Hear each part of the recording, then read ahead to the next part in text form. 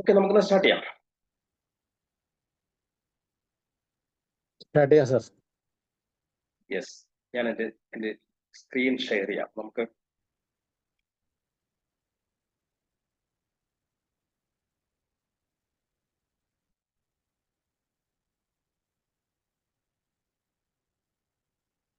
Okay, screen വന്നല്ലോ അല്ലേ? നമ്മളിന്ന് ഇന്ത്യയിലാണെങ്കിൽ ഞങ്ങൾക്കിപ്പോ 9:30 കഴിഞ്ഞു അല്ലെ? ആൾക്കാരൊക്കെ ഉറങ്ങാൻ പോകുന്ന സമയമാണ്. എന്നാൽ ഈ പ്രോഗ്രാം സംഘടിപ്പിച്ചിരിക്കുന്നത് ഇന്ത്യയിലല്ല, കുവൈറ്റിലാണ്. വളരെ റെലവന്റ് ആയ ഒരു വിഷയം, ഈ കാലഘട്ടത്തിന് ആവശ്യമുള്ള ഒരു വിഷയം സെലക്ട് ചെയ്തതിന് ആദ്യമേ ഞാൻ നന്ദി രേഖപ്പെടുത്തുകയാണ്. സാരഥി കുവൈറ്റിന്റെ അണിയറ പ്രവർത്തകർക്കും സെൻട്രൽ വനിതാ വേദിയുടെ, കാരണം നിങ്ങളുടെ എഫർട്ട് എനിക്ക് മനസ്സിലായി. കാരണം നമ്മൾ ഈ കുറച്ച് ദിവസങ്ങളിൽ നടത്തിയ ഡിസ്കഷൻസ്, അല്പം മുമ്പ് കൂടി നടത്തിയ ഡിസ്കഷൻസ് ഒക്കെ നിങ്ങൾ എത്ര കണ്ട് സീരിയസ് ആയിട്ടാണ് ഈ വിഷയത്തെ എടുത്തിരിക്കാൻ എനിക്ക് മനസ്സിലായി. അതുകൊണ്ട് തന്നെ ഒരു ഒരു ഒരു ഫോർമൽ സെഷൻ അപ്പുറത്തേക്ക് സംതിങ് നിങ്ങൾക്ക് സ്പെഷ്യലി തരിക എന്നൊരു മോട്ടോ കൂടി എനിക്കകത്തുണ്ട്. അപ്പൊ എനിവേ ഇങ്ങനൊരു അവസരം തന്നതിന് സാരഥിയുടെ president Shri Jitesh M P, general secretary Vinod Cheepparayil, വനിതാ വേദി chairperson Viji Ajith Kumar, Sarathi trust chairman Jithin Das, പിന്നെ എൻ്റെ ഒരു പ്രിയ സുഹൃത്താണ് എന്നെ ഇങ്ങോട്ടേക്ക് ക്ഷണിച്ചത്. ഒപ്പം എന്നെ ഇൻട്രൊഡ്യൂസ് ചെയ്ത എല്ലാവർക്കും ഒപ്പം ഈ പ്രോഗ്രാം പങ്കെടുക്കാൻ എത്തിയിരിക്കുന്ന എല്ലാവർക്കും ആദ്യമേ നന്ദിയാണ് അറിയിക്കുക.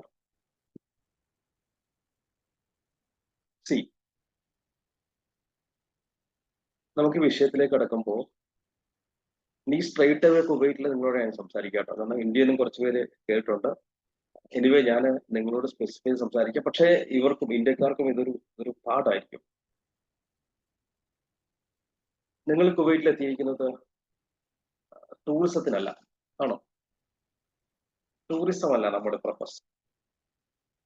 ഇങ്ങനെ ഒരു ചിത്രം ചിലപ്പോൾ നിങ്ങളുടെ വീക്കെൻഡ് ചിത്രമായിരിക്കാം, അല്ലെങ്കിൽ ഒരു മന്തിന്റെ ചിത്രമായിരിക്കാം, അല്ലെങ്കിൽ ഇയർലി നിങ്ങൾ എടുക്കുന്ന ഒരു ചിത്രമായിരിക്കും ഇങ്ങനെ ഒരു ചിത്രം. മറിച്ച് അവിടെ എത്തിയിരിക്കുന്നത്, നമ്മളെല്ലാവരും പറയും നമുക്ക് ജീവിതം സെറ്റാക്കാനാണ് അല്ലെ? അല്ല, ജീവിതം സെറ്റാക്കാനാണ്, നിങ്ങളുടെ ജീവിതം സെറ്റാക്കാനാണ്, നിങ്ങളുടെ ജീവിതം അടിപൊളിയാക്കാനാണ്. ഏറ്റവും ബെറ്റർ ഓപ്പർച്യൂണിറ്റി ഇന്ത്യയേക്കാൾ കൂടുതൽ വിദേശത്ത് എന്ന് മനസ്സിലാക്കി നിങ്ങൾ പോയിരിക്കുകയാണ്. പക്ഷെ ജീവിതം സെറ്റാക്കാൻ വേണ്ടി മാത്രം പോയിരിക്കുകയല്ല. അതുകൊണ്ടാണ് ഞാൻ ഇന്ന് സ്പെഷ്യൽ തരാമെന്ന് പറഞ്ഞത്. Because you deserve so much more. നിങ്ങൾ കുറെ കൂടി കാര്യങ്ങൾ അർഹിക്കുന്നുണ്ട്, റെസ്പെക്ട് അർഹിക്കുന്നുണ്ട്, കുറെ കൂടി ജീവിതത്തിലെ ഒരു ഉന്നതി അർഹിക്കുന്നുണ്ട്. ഞാൻ സമ്പത്തിനെ കുറിച്ചല്ല പറയുന്നത് കേട്ടോ. അതിനപ്പുറത്തേക്ക് നിങ്ങൾ കുറെ കൂടി ബഹുമാനം അർഹിക്കുന്നുണ്ട്. ആക്ച്വലി 3 കാര്യങ്ങളാണ് നിങ്ങളോട് ചെയ്തുകൊണ്ടിരിക്കുക. അതുകൊണ്ടാണ് നിങ്ങൾ കുറച്ചുകൂടി അർഹിക്കുന്നുണ്ടെന്ന് പറഞ്ഞു. ഒന്ന്, നിങ്ങൾ തന്നെ നിങ്ങൾ എന്താവുന്നു, എൻട്രീസ് ചെയ്യുന്നു. നിങ്ങൾ തന്നെ നിങ്ങളുടെ ലൈഫ് സ്റ്റൈൽ ഉയർത്തുന്നു, ഫിനാൻഷ്യൽ സ്റ്റാറ്റസ് ഉയർത്തുന്നു, നിങ്ങളുടെ ലിവിങ് സ്റ്റാൻഡേർഡ് ഉയർത്തുന്നു. ഇതൊക്കെ ചെയ്യുമ്പോൾ തന്നെ you are building A country. നിങ്ങളൊരു രാജ്യത്തെ ബിൽഡ് ചെയ്യാണ്. നമ്മുടെ ചോര, നമ്മുടെ വിയർപ്പ്, നമ്മുടെ സമയം, ഇതെല്ലാം കൊടുത്തുകൊണ്ട് നിങ്ങളൊരു രാജ്യത്തെ ബിൽഡ് ചെയ്യുകയാണ്. ആ ഒരു ആംഗിളിലാണ് ഞാൻ പറഞ്ഞത് നിങ്ങൾ കുറെ കൂടി ആദരവ് അർഹിക്കുന്നു എന്ന് പറഞ്ഞത്. എന്നാൽ അതിനും അപ്പുറത്തേക്ക് നിങ്ങൾ ബിൽഡ് ചെയ്യുന്ന ഒരു രാജ്യം ഇവിടെയുണ്ട്, നമ്മളുടെ ഒരു രാജ്യമുണ്ട്, നിങ്ങൾ സമ്പുഷ്ടമാക്കിയ ഒരു രാജ്യം. എക്സ്പെഷ്യലി നമ്മുടെ സ്റ്റേറ്റ് കേരളം, നമ്മൾ അഭിമാനത്തോടെ കേരളം നമ്പർ 1 എന്ന് പറയുമ്പോഴും രാഷ്ട്രീയക്കാർ അവരുടേതായ എന്താ പറയുക അവകാശവാദങ്ങൾ ഉന്നയിക്കുമ്പോഴും the real reason behind that credit it goes to you, പ്രവാസി. അപ്പോൾ ഒരു ഇന്ത്യക്കാർ എന്ന നിലയ്ക്ക്, ഒരു മലയാളി എന്ന നിലയ്ക്ക് നിങ്ങളെ എങ്ങനെ സർവ് ചെയ്യാം, നിങ്ങൾക്ക് എങ്ങനെ കുറച്ച് കൂടുതൽ തരാം, ആ ഒറ്റ ബേസിലാണ് ഞാൻ ഇന്നത്തെ ഈ പ്രസന്റേഷൻ തയ്യാറാക്കിയിരിക്കുന്നത്. ഒരുപക്ഷെ ചിലപ്പോൾ നിങ്ങൾ കേൾക്കാൻ ആഗ്രഹിച്ചു വന്നിരിക്കുന്ന ഒരു സാധനം ആയിരിക്കണമെന്നില്ല. ചിലപ്പോൾ ആ തലത്തിൽ നിന്ന് ഞാൻ ചിലപ്പോൾ ഇച്ചിരി മേളിലേക്കൊക്കെ പോകും. വിത്ത് യുവർ പെർമിഷൻ പൊക്കോട്ടെ. എന്റെ കയ്യിൽ അടിച്ചപ്പോൾ കണക്ട് ചെയ്യാം, നമുക്ക് കൂട്ടുകൂടാം, നമുക്ക് ആദ്യം കൂട്ടുകൂടാം. എന്റെ കയ്യിലൊന്ന് അടിക്കാമോ? ആ, താങ്ക് യു. ശരി, നമുക്ക് പോവാം. നമ്മുടെ ഇന്നത്തെ വിഷയം ബേൺ-ഔട്ട് ആണല്ലേ. ബേൺ-ഔട്ട്, പാരന്റിങ്, ഇതെല്ലാം കൂടി ക്ലബ് ആയിട്ടുള്ള സാധനമാണ് നമുക്ക് ഇന്ന് എടുക്കേണ്ടത്.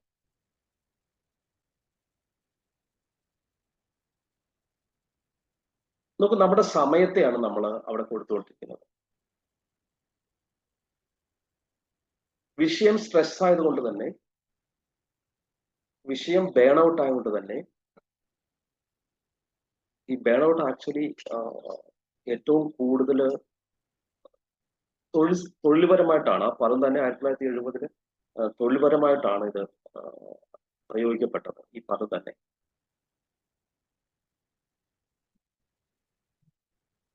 കയ്യും കാലും പറിച്ച് ഓടി നടന്ന് ജോലി ചെയ്യുക. ഇനി ആ ജോലിയെ പലപ്പോഴും വീട്ടിൽ കൊണ്ടുവരിക. ഇപ്പൊ ജോലി സ്ഥലത്തെ പ്രശ്നങ്ങൾ വീട്ടിലെത്തിച്ചിട്ട് വീട്ടിലെ അന്തരീക്ഷം കൂടി കുളമാക്കി മാറ്റുക. എരുതിയിൽ എണ്ണ ഒഴിക്കുന്നത് പോലെ നമ്മുടെ ചുറ്റും 3 കാര്യങ്ങളാണ് നമുക്ക് എപ്പോഴും പ്രശ്നം സൃഷ്ടിക്കുക. ഒന്ന്, നമ്മൾ തന്നെ, നമ്മുടെ ചിന്തകൾ, നമ്മുടെ വാക്കുകൾ, നമ്മുടെ പ്രവൃത്തികൾ, ഇത് നമുക്ക് പ്രശ്നം ഉണ്ടാക്കും, നമുക്ക് ടെൻഷൻ ഉണ്ടാക്കും. 2, നമ്മുടെ ചുറ്റുപാടുകൾ, നമ്മൾ ജോലി ചെയ്യുന്ന സ്ഥലം, നമ്മുടെ വീട്, നമ്മുടെ ആംബിയൻസ്, ഇതെല്ലാം നമുക്ക് സന്തോഷവും തരും, പ്രശ്നങ്ങളും തരും. 3, നമുക്ക് ചുറ്റുമുള്ള ആളുകൾ, നമ്മൾ ഏതൊക്കെ വ്യക്തികളായിട്ട് ഇടപെടുന്നു, ഈ 3 സ്ഥലത്തു നിന്നാണ് നമുക്ക് ഇതെല്ലാം പ്രശ്നങ്ങളും കിടക്കുന്നത്. ഈ 3 സ്ഥലത്താണ്. ഒന്ന് നമ്മിൽ തന്നെ, ഒന്ന് നമ്മുടെ ചുറ്റുപാട്, 3 നമുക്ക് ചുറ്റുമുള്ള ആളുകൾ. അപ്പോൾ നമുക്ക് ഇന്നത്തെ ആകെ 1 മണിക്കൂറേ ഉള്ളൂ. ഇന്നത്തെ സബ്ജക്റ്റിലേക്ക് വരാം. ബേൺ-ഔട്ട് ഇതൊരു ഒരു ഒരു സ്ട്രെസ് അല്ല, ഒരു രോഗവുമല്ല. കത്തിത്തീരുക എന്ന് പറയുന്നൊരു അവസ്ഥ. ഇന്ന് നമ്മളതിന്റെ ഡീപ്പർ വെർഷനിലേക്ക് പോകും. നാം ഇതിന്റെ ഏത് സ്റ്റേജിലാണെന്ന് നിങ്ങൾക്ക് ഐഡന്റിഫൈ ചെയ്യാനുള്ള ടൂളുകൾ ഞാൻ തരാം. നിങ്ങൾക്ക് ഉണ്ടോ എന്ന് നോക്കാം. കാരണം ഈ സാധനം പൊതുവെ വർക്കഹോളിക്കായിട്ടുള്ള ആളുകൾ, ഉഴപ്പന്മാർക്ക് ഇത് ബാധകമല്ല കേട്ടോ. ഇപ്പൊ ഞാൻ ഈ കുട്ടികളുടെ കാര്യം പറയുമ്പോൾ 2 തരം കുട്ടികളെ പറയും. ആർക്കൊക്കെയാണ് സ്ട്രെസ് ഉണ്ടാവുക? അല്പം പഠിച്ചവരും ഏറ്റവും നല്ലോണം പഠിച്ചവരും. കാരണം ഇവർക്ക് കുറച്ച് സ്ട്രെസ് ഉണ്ടാവും. ഇനി ഒന്നും പഠിച്ചിട്ടില്ല, തോറ്റുപോകുമ്പോൾ 100% ഉറപ്പാണ്. അവന് ടെൻഷൻ ഇല്ല, അവന് എക്സാം പേടിയില്ല, അവന് എക്സാം സ്ട്രെസ് ഇല്ല. അത് പറഞ്ഞ പോലെ തന്നെയാണ് ഈ ജോലി എടുത്ത് ആത്മാർത്ഥമായിട്ട് ഉള്ളിലേക്ക് എടുത്ത് ആ എടുക്കുന്ന പണി വിജയിപ്പിക്കണമെന്ന് കരുതി ഓടുന്ന ആൾക്കാർക്ക് കോമൺ ആയിട്ട് ഉണ്ടാകുന്ന ഒരു പ്രോബ്ലം ആണ് ഈ സംഭവം. ഇതിന്റെ ലക്ഷണങ്ങൾ വെറുതെ ശരീരത്തിൽ മാത്രമല്ല, നമുക്ക് ഫിസിക്കൽ ലക്ഷണങ്ങൾ ഉണ്ടാവും, ഇമോഷണൽ പ്രോബ്ലംസ് ഉണ്ടാവും, പെരുമാറ്റത്തില് ഈ പറയുന്ന പ്രോബ്ലംസ് ഉണ്ടാവും. ഞാൻ ഇതിന്റെ തിയറി പാർട്ടിൽ കൂടുതൽ കിടന്ന് കളിക്കുന്നില്ല. കാരണം അവിടെ കിടന്ന് ജസ്റ്റ് അണ്ടർസ്റ്റാൻഡിങ് വന്നു കഴിഞ്ഞാൽ, എന്നാൽ കുറച്ച് ഡീപ്പിൽ പോയി അണ്ടർസ്റ്റാൻഡിങ് വന്നു കഴിഞ്ഞാൽ നമുക്ക് ഇതിന്റെ സൊല്യൂഷൻ പാർട്ടിൽ കുറച്ച് കൂടുതൽ സമയം എടുക്കാൻ പറ്റും കേട്ടോ. നോക്കൂ,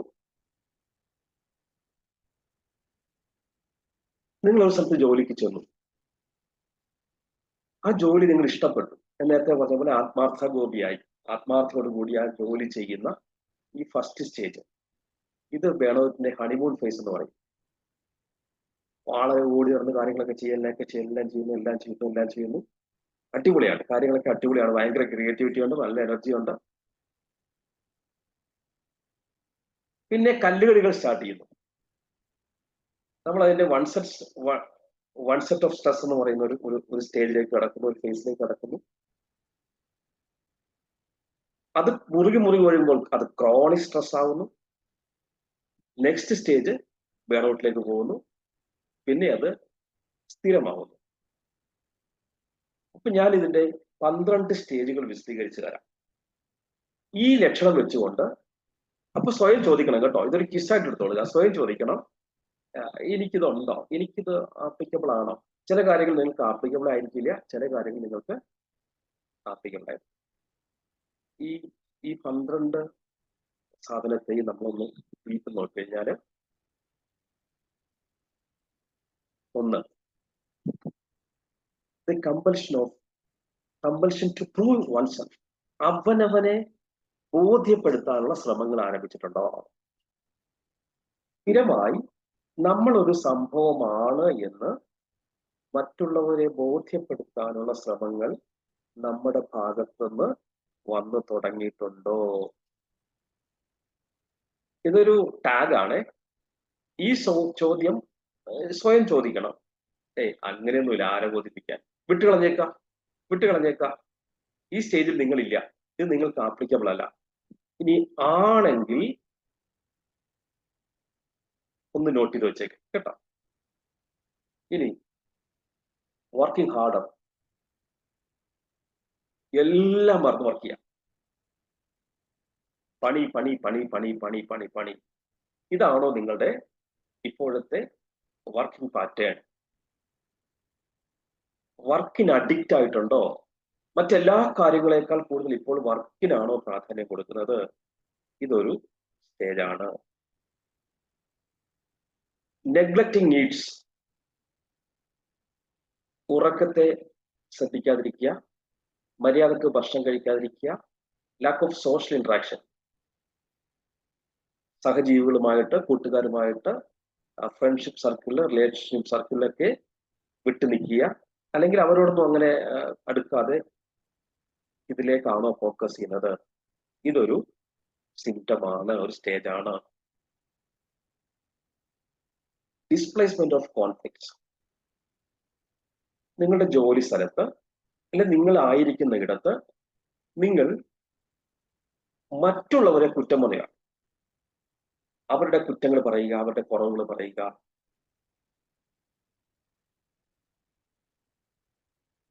നിങ്ങളുടെ എല്ലാ പ്രശ്നങ്ങൾക്ക് കാരണം അവരാണെന്ന് പറയുക.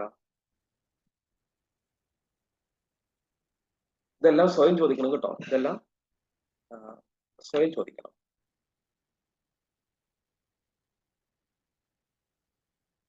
റിവിഷൻ ഓഫ് വാല്യൂസ്, നിങ്ങളുടെ ജോലിക്ക് അത്ര പ്രാധാന്യം, നിങ്ങൾ ജോലിക്ക് കൊടുക്കുന്ന അത്ര പ്രാധാന്യം നിങ്ങളുടെ കുടുംബത്തിനും സുഹൃത്തുക്കൾക്കും കൊടുക്കാതിരിക്കുക. ആപ്ലിക്കബിൾ അല്ലെങ്കിൽ വിട്ടുകളഞ്ഞേക്ക്. ആപ്ലിക്കബിൾ ആണോ എന്ന് സ്വയം ചോദിക്കുക.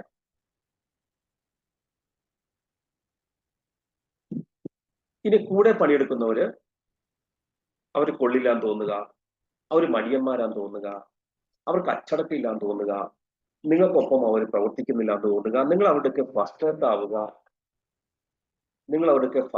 ആവുക, ഇതൊക്കെ ഉണ്ടോ? കോൺഫ്ലിക്റ്റുകൾ സ്റ്റാർട്ട് ചെയ്തിട്ടുണ്ടോ തൊഴിലിടത്ത്? നോക്കുക. വിഡ്രോവൽ, പൊതുവിടത്ത് നിന്ന് ഒഴിഞ്ഞു നിൽക്കുക. ഇനി മദ്യത്തില് പ്രാധാന്യം കൊടുക്കുക, അല്ലെങ്കിൽ അമിതമായ സിഗരറ്റിന് പ്രാധാന്യം കൊടുക്കുക, അല്ലെങ്കിൽ ലഹരിക്ക് പ്രാധാന്യം കൊടുക്കുക. സ്ട്രെസ് റിലീഫിന് വേണ്ടിയിട്ട് നിങ്ങൾ ഇതിനെയൊക്കെ ഡിപ്പെൻഡ് ചെയ്യാൻ തുടങ്ങിയിട്ടുണ്ടോ? ഒട്ടെ പറയുന്നത് കേൾക്കാല്ലേ, എന്ത് ടെൻഷൻ, എന്ത് പോഞ്ഞാൽ ഒരു രണ്ടര അടിക്കാം അല്ലെ, നമ്മുടെ നാട്ടിലെ സ്ഥിരം ഡയലോഗാണ്. അപ്പോ നിങ്ങൾക്ക് പ്രശ്നത്തിന് പരിഹാരമായിട്ട് നിങ്ങൾ മദ്യത്തെയോ ഒക്കെ കാണാൻ തുടങ്ങിയിട്ടുണ്ടോ? പെട്ടെന്നുള്ള പെരുമാറ്റം, എന്താ പറയാ, സ്വഭാവത്തിൽ മാറ്റം വരിക. ക്ഷമയില്ല, ദേഷ്യം, വീട്ടുകാരോടും കൂട്ടുകാരോടൊക്കെ പൊട്ടിത്തെറിക്കുക. ഇതിന്റെ പല സ്റ്റേജ് ഉണ്ട്. പല വീട്ടിലെയും മൊബൈൽ കണ്ട് അറിയാൻ പറ്റും ഇല്ലുണ്ടോ എന്നൊക്കെ നോക്കുക. ഇങ്ങനെയുള്ള സ്റ്റേജിൽ പോയിട്ടുണ്ടോ? ഇനി അവനവനിലേക്ക് തന്നെ ഒതുങ്ങുക, അവനവനിൽ മാത്രം ഒതുങ്ങിയിരിക്കുക.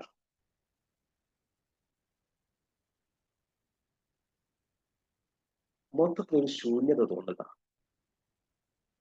അകത്തും പുറത്തും. ജീവിതത്തിന് അർത്ഥമില്ലാതെ തോന്നുക, മുന്നോട്ട് എങ്ങനെയും തോന്നുക. ഇനി അതല്ലെങ്കിൽ ചില എന്താ പറയാ, സെക്സിന് അമിതമായ പ്രാധാന്യം കൊടുക്കുക, അല്ലെങ്കിൽ മദ്യത്തിന് അമിതമായ പ്രാധാന്യം കൊടുക്കുക, ഓവർ ഈറ്റിംഗ്, അറിയാതെ ഭക്ഷണം കഴിക്കുക, ഭക്ഷണം അമിതമായിട്ട് അത് അറിയുന്നില്ല കഴിക്കുക, അങ്ങനെയുള്ള സംഭവം വന്നിട്ടുണ്ടോ? ഇനി ഇതിന്റെ നെക്സ്റ്റ് സ്റ്റേജ് ഡിപ്രഷൻ, നിരാശ, ഒന്നിനും ഒരു മൂഡില്ലായ്മ, ശരീരത്തിന് ഭയങ്കര ക്ഷീണം. 12ാമത്തെ സ്റ്റേജാണ് ബേൺഔട്ട് സിൻഡ്രോം. മൊത്തത്തിൽ തകർന്നു പോവുക, മൊത്തത്തിൽ കൊളാപ്സ് ആയി പോവുക. ഇത് സ്ട്രെസ് ആണോ? അല്ല. സ്ട്രെസ് കുഞ്ഞേ ഉള്ളൂ. സ്ട്രെസ് എന്ന് പറയുന്നത് കുഞ്ഞേ ഉള്ളൂ. സ്ട്രെസ് തന്നെ കൂടിയതുകൊണ്ട്, സ്ട്രെസ് തന്നെ കുറഞ്ഞതുകൊണ്ട്, അതിന്റെ ഇടയ്ക്ക് നിൽക്കുന്ന ഒരു സാധനമാണ് ഈ സാധനം ബേൺഔട്ട് എന്ന് പറയുന്നത്. സ്ട്രെസ്സിൽ നിന്ന് വ്യത്യസ്തമാണ് ഈ സാധനം. പല കാര്യങ്ങൾ കൊണ്ട് ഇത് വരാം. ഞാൻ നേരത്തെ പറഞ്ഞതുപോലെ നിങ്ങളുടെ ജോലി സംബന്ധമായ കാര്യങ്ങൾ, ഓവർലോഡ്, ലാക്ക് ഓഫ് കൺട്രോള്, പിന്നെ അമിതമായ പ്രതീക്ഷകള്, വലിയ ടാർഗറ്റുകള്, പിന്നെ ജോലി ചെയ്തിട്ട് അർഹിച്ച അംഗീകാരം കിട്ടാതിരിക്കുക, അർഹിച്ച ശമ്പളം കിട്ടാതിരിക്കുക, എന്താ പറയാ, മൊത്തത്തിലൊരു വിലയില്ലാത്ത അവസ്ഥ. ഇങ്ങനെയൊക്കെ ജോലി സ്ഥലത്ത്, പിന്നെ അല്ലെങ്കിൽ സഹപ്രവർത്തകരുമായിട്ടുള്ള എന്താ പറയാ ചെറിയ ചെറിയ വഴക്കുകള് അല്ലെങ്കിൽ വലിയ വഴക്കുകള്, തൊഴിലിടത്തില് ഈ ജോബ് പ്രൊവൈഡറുമായിട്ടുള്ള പ്രശ്നങ്ങൾ, ഇതൊക്കെ ഇതിന് വലിയ കാരണമാവാം. പിന്നെ ലൈഫ് സ്റ്റൈൽ ഉണ്ട്, ജീവിതം, മര്യാദക്ക് ഉറങ്ങാതിരിക്കുക, പിന്നെ കൂടുതൽ ഉത്തരവാദിത്തങ്ങൾ ഏറ്റെടുത്ത് വെക്കുക, സാമൂഹ്യ ബന്ധങ്ങൾ ഇല്ലാതിരിക്കുക. അവിടെയൊക്കെയാണ് സാരഥി ചെയ്യുന്ന സേവനങ്ങൾക്ക് മതിപ്പ് കൊടുക്കേണ്ടത്. ഇനി വ്യക്തിത്വപരമായ കാരണങ്ങളൊക്കെ ഉണ്ട്. ഞാൻ നേരത്തെ പറഞ്ഞതുപോലെ നിങ്ങൾക്ക് ഈ വിഷയം എന്താണെന്ന് മനസ്സിലാക്കി തരാൻ വേണ്ടിയിട്ടാണ്, അല്ലെങ്കിൽ കാരണം ഈ ലോകത്തെക്കുറിച്ച് മുഴുവൻ പറയുമ്പോഴും നമ്മളെല്ലാവരും ചിന്തിക്കുക, അല്ലെ അവനവനെ കുറിച്ചാണ്. നമ്മളെ ചുറ്റിപ്പറ്റിയ ലോകം ഉണ്ടാവും. നമ്മളെ ചുറ്റിപ്പറ്റിയ ലോകത്തിൽ നമ്മൾ ഹാപ്പി അല്ലെങ്കിൽ, നമ്മളെ ചുറ്റിപ്പറ്റിയ ലോകത്തിൽ നമ്മൾ സ്ട്രെസ്ഡ് ആണെങ്കിൽ, ഇനി അത് കൂടി ഈ ബേൺഔട്ട് സ്റ്റേജിലേക്ക് എത്തിയിരിക്കുകയാണെങ്കിൽ നമ്മുടെ ജീവിതത്തിന് ഭംഗി ഉണ്ടാവില്ല എന്നുള്ള സത്യമാണ്. നമുക്ക് ചുറ്റുമുള്ള ജീവിതത്തിനും ഭംഗി ഉണ്ടാവില്ല. ഒരു നിമിഷം ഒന്ന് ആലോചിച്ച്, നിങ്ങളുടെ ചുറ്റും ആരൊക്കെയുണ്ട്? ഒരു നിമിഷം കണ്ണടച്ചെന്ന് ആലോചിച്ച്, നമ്മുടെ ചുറ്റും ആരൊക്കെയുണ്ട്? നമ്മുടെ ചുറ്റുമുള്ള ലോകത്ത് ആരൊക്കെയുണ്ട്? ഭാര്യ ഉണ്ടാവാം, ഭർത്താവ് ഉണ്ടാവാം, മക്കളുണ്ടാവാം, അല്ലെ, മാതാപിതാക്കൾ അവിടെ ഉണ്ടാവാം, ഇനി അവിടെ സുഹൃത്തുക്കൾ ഉണ്ടാവാം. ഇനി ആ ലോകത്ത് തന്നെ അല്പ അകലത്താണെങ്കിലും നാട്ടില് ഈ കേരളക്കരയില് കുറെ ആളുകൾ ഉണ്ടാവാം.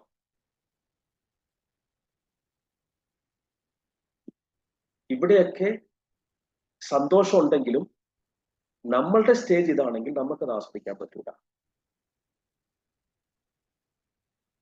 ഇതൊക്കെ തൊഴിൽ മേഖല എടുത്തു കഴിഞ്ഞാൽ ഈ ബേൺഔട്ട് ഏറ്റവും കൂടുതൽ ഉണ്ടാകുന്നത് ആരോഗ്യ മേഖലയിൽ വർക്ക് ചെയ്യുന്നവർക്കാണ്. ഒരു സയന്റിഫിക് സ്റ്റഡിയാണ്. അപ്പൊ തന്നെ ഈ സാരഥി വനിതാ വേദിയില് എത്രയോ ആരോഗ്യ പ്രവർത്തകരുണ്ടാകും, അല്ലെ? നേഴ്സ് ഉണ്ടാകും, ഡോക്ടേഴ്സ് ഉണ്ടാകും, ആരോഗ്യരംഗത്ത് പ്രവർത്തിക്കുന്ന ടെക്നീഷ്യൻസ് ഉണ്ടാവും. അപ്പോ ഒന്ന് ആലോചിച്ച് നോക്കിയേ, ഈ വിഷയം നിങ്ങൾക്ക് എത്രമാത്രം റെലവന്റ്. നിങ്ങൾക്ക് ഒരുപാട് ചീത്തപ്പേരും കിട്ടും. കാരണം നിങ്ങൾ എക്സ്പോസ്റ്റ് ആയി കഴിഞ്ഞാൽ എറർ സംഭവിക്കാനുള്ള സാധ്യത കൂടുതലാണ്. ആരോഗ്യരംഗത്ത് എറർ പറ്റിക്കഴിഞ്ഞാലോ, അല്ലേ? ആരോഗ്യരംഗത്ത് you are dealing with life, ജീവിതം വെച്ചിട്ടാണ് കളിക്കുക. അത് തൊഴിൽപരമായ പ്രശ്നങ്ങൾ ഉണ്ടാക്കും, നിങ്ങളുടെ ക്രെഡിബിലിറ്റി പ്രശ്നങ്ങൾ ഉണ്ടാക്കും, നിങ്ങൾക്ക് ജോബിൽ നാളെ വലിയ പ്രശ്നങ്ങൾ ഉണ്ടാക്കും. ഇനി അവിടുത്തെ പ്രശ്നം വീട്ടിൽ കൊണ്ടുവന്നാൽ വീട് പ്രശ്നമാവും, വീട്ടിലെ പ്രശ്നം അവിടെ കൊണ്ടുപോയി അവിടെ പ്രശ്നമാവും. 40%, 40% ഈ മേഖലയിൽ പ്രവർത്തിക്കുന്ന അവരാണ് കൂടുതൽ ഈ അവസ്ഥയിലേക്ക് എത്തുന്നത്. പിന്നെ മറ്റ് high stress professions like police officers, legal professionals, ഇവർക്കൊക്കെ ഈ മേഖലയിൽ സ്ട്രെസ് ഉണ്ടാവാറുണ്ട്. ഇപ്പൊ പുതിയതായിട്ടാണ് ടീച്ചേഴ്സ് ആ ലിസ്റ്റിനകത്തേക്ക് കയറുന്നത്. പിന്നെ ഒരു കൂട്ടം എന്ന് പറയുന്നത് ഒറ്റപ്പെട്ട ജീവിതം നയിക്കുന്നവർ, അത്യാവശ്യത്തിന് സപ്പോർട്ട് കിട്ടാത്തവർ, കൃത്യമായിട്ട് ഒരു ചെറുപ്പകാലം മുതലുള്ള സംരക്ഷണം കിട്ടാത്തവർ, ഗൈഡൻസ് കിട്ടാത്തവർക്കൊക്കെ ഈ അവസ്ഥയിലേക്ക് പോകാം. നമ്മൾ വിചാരിക്കുന്നതിനേക്കാൾ അപ്പുറത്താണ് ഇതിന്റെ കോൺസിക്വൻസസ്. ഇത് നമ്മളെ പല തരത്തിൽ തകർക്കും. ഫിസിക്കലി തകർക്കും. ഫിസിക്കലി തകർക്കും എന്ന് വെച്ച് കഴിഞ്ഞാൽ നാം പെട്ടെന്ന് രോഗിയായി മാറും. നാം വിചാരിക്കുന്നതിന് വേഗത്തിൽ രോഗിയായി മാറും. മെന്റലി തകർക്കും. നിങ്ങൾക്ക് ദേഷ്യം കൂടുതലായിരിക്കും. ഞാൻ നേരത്തെ പറഞ്ഞ പോലെ എല്ലാം ഉണ്ടാവും. നിങ്ങളുടെ പ്രകടനം, നിങ്ങളുടെ എഫിഷ്യൻസിയെ ബാധിക്കും. നിങ്ങളുടെ ഇമോഷനെ ബാധിക്കും. മൊത്തത്തിൽ നമ്മളെ തകർക്കും. ഫോർമലി ഈ വിഷയത്തെ അഡ്രസ് ചെയ്യാൻ പറഞ്ഞു കഴിഞ്ഞാൽ ഞാൻ ഇങ്ങനെ കുറച്ച് ടൂൾസ് ആണ് തരിക. ഇത് ഫോർമൽ ടൂളുകളാണ്. നിങ്ങൾക്ക് ഈ സിംറ്റംസ് നേരത്തെ അറിഞ്ഞ് പ്രൊഫഷണൽ സപ്പോർട്ട് നേടാം. നിങ്ങൾക്ക് എക്സസൈസുകൾ സ്റ്റാർട്ട് ചെയ്യാം. പ്രശ്നമുള്ള സ്ഥലത്തൊക്കെ ബൗണ്ടറീസ്, ആൾക്കാരോട് ഞാൻ നേരത്തെ പറഞ്ഞു, ആൾക്കാരോട് ഇടപെടുന്നതിനൊക്കെ ബൗണ്ടറീസ് സെറ്റ് ചെയ്യാം. ഡയറ്റ് കൊണ്ട് ഇത് കുറെ കുറയ്ക്കാൻ പറ്റും. നിങ്ങൾക്ക് കുറച്ചുകൂടി നല്ലതെന്ന് തോന്നുന്ന കുറെ കാര്യങ്ങൾ ചെയ്യാൻ പറ്റും. ഉറക്കത്തിന് പ്രാധാന്യം കൊടുക്കണം. നിങ്ങളുടെ മൂഡ് എൻഹാൻസ് ചെയ്യുന്ന കാര്യങ്ങൾ കേൾക്കണം, പാട്ട് കേൾക്കണം, സോഷ്യലൈസിങ് ചെയ്യണം. ഇതൊക്കെ നിങ്ങൾക്ക് ചെയ്യാം. പക്ഷെ ഞാൻ ഇതിനെ ഫോർമൽ ടിപ്സ് എന്നാണ് വിളിക്കുക. നിങ്ങൾക്ക് എല്ലാവർക്കും ചെയ്യാവുന്ന ഇതൊക്കെ ഈ ഡാറ്റയൊക്കെ നിങ്ങൾക്ക് മാതാപിതാ ഗൂഗിൾ ദൈവം അല്ലെ സെർച്ച് ചെയ്താൽ കിട്ടുന്ന കുറച്ച് ഡാറ്റാസ് ആണ്. ഇതെല്ലാം നിങ്ങൾക്ക് അറിയുന്ന കാര്യമാണ്. അതാ ഞാൻ പറഞ്ഞത്, നിങ്ങൾ യു ഡിസേർവ് മോർ. നിങ്ങൾ കുറച്ചുകൂടി അർഹിക്കുന്നു. അതുകൊണ്ട് നമുക്ക് കുറച്ചുകൂടി മേപ്പോട്ട് പോവാം. ഇത്രയും പ്രശ്നം ഉള്ളപ്പോഴാണ് ഇന്നത്തെ വിഷയത്തിലേക്ക് വരാം, പേരന്റിങ്. ഇത്രയും വിഷയത്തിൽ നമ്മൾ നിൽക്കുമ്പോഴാണ് അതിന്റെ പുറകെ പേരന്റൽ സ്ട്രെസ് എന്നൊരു സാധനം കൂടി വരുന്നത്. നേരത്തെ പ്രസിഡൻഷ്യൽ സ്പീച്ച് പറഞ്ഞപ്പോൾ സാർ പറഞ്ഞു, നമ്മൾ പറഞ്ഞാൽ കുട്ടികൾ കേൾക്കുന്നില്ല. നമ്മൾ പറഞ്ഞാൽ കുട്ടികൾ കേൾക്കുന്നില്ല എന്നുള്ളത് ഇന്നൊരു 90% മാതാപിതാക്കളുടെയും പ്രശ്നമായി മാറിക്കഴിഞ്ഞു. നമ്മൾ പറഞ്ഞാൽ കുട്ടികൾ കേൾക്കുന്നില്ല.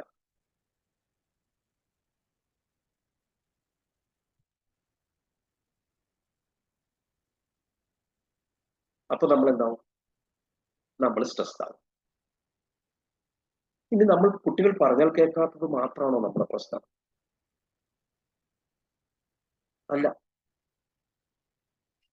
കുട്ടികൾക്ക് അക്കാദമിക് പെർഫോമൻസ് കുറയുന്നു, നമ്മുടെ പ്രശ്നമാണ്. മാർക്കുകൾ കുറഞ്ഞാൽ നമ്മൾ സ്ട്രെസ്ഡ് ആവും. പിന്നെ ഈ പറഞ്ഞ പോലെ പറഞ്ഞാൽ കേൾക്കാത്തത് കൊണ്ട് നമ്മൾ സ്ട്രെസ്ഡ് ആവും.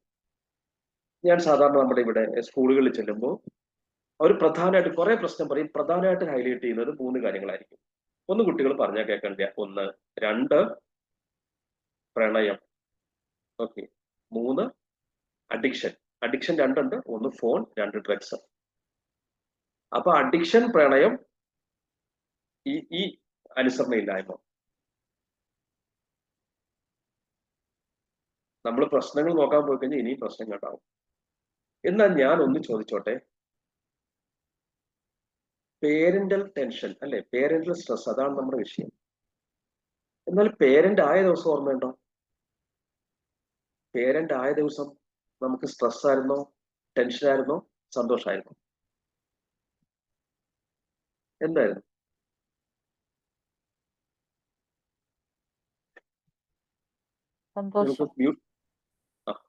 സന്തോഷമായിരുന്നു അല്ലെ? ആ കുഞ്ഞുനാള് മുതല് അത് നല്ല അടിപൊളിയായിരുന്നു. അവര് നമുക്ക് സന്തോഷം തരും.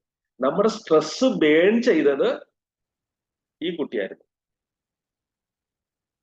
അപ്പൊ പേരന്റ് ആയിരുന്നപ്പോ നമുക്ക് എത്രത്തോളം പ്രശ്നം എവിടെയൊക്കെ ഉണ്ടായിരുന്നാലും ഈ കുഞ്ഞിന്റെ ചിരിക്കുന്ന ഒരു മുഖം നമ്മുടെ എല്ലാ സ്ട്രെസ്സുകളെയും എടുത്തു കളഞ്ഞിരുന്നു. അതായത് നമ്മുടെ സ്ട്രെസ് ബേസ്റ്റർ ആയിരുന്നു നമ്മുടെ മക്കള്. എന്നിട്ട് ഇപ്പൊ നമ്മൾ പറയുന്നു ഈ മക്കള് കാരണം എനിക്ക് ടെൻഷൻ, പാരന്റൽ ബേൺ ഔട്ട്. അപ്പ അതെങ്ങനെ സംഭവിച്ചു? അതൊരു ചോദ്യമല്ലേ? അല്ലേ? ഞാന് നമ്മുടെ മക്കളെ ഒന്ന് വരയ്ക്കാൻ പോവാണേ. നിങ്ങൾ പേരന്റ് ആയി, ആ സിറ്റുവേഷൻ ഓർക്കണം കേട്ടോ. നമ്മൾ പേരന്റ് ആയപ്പോൾ നമ്മുടെ കയ്യിൽ ഒരു കുട്ടി കുഞ്ഞുമാവയെ കിട്ടി.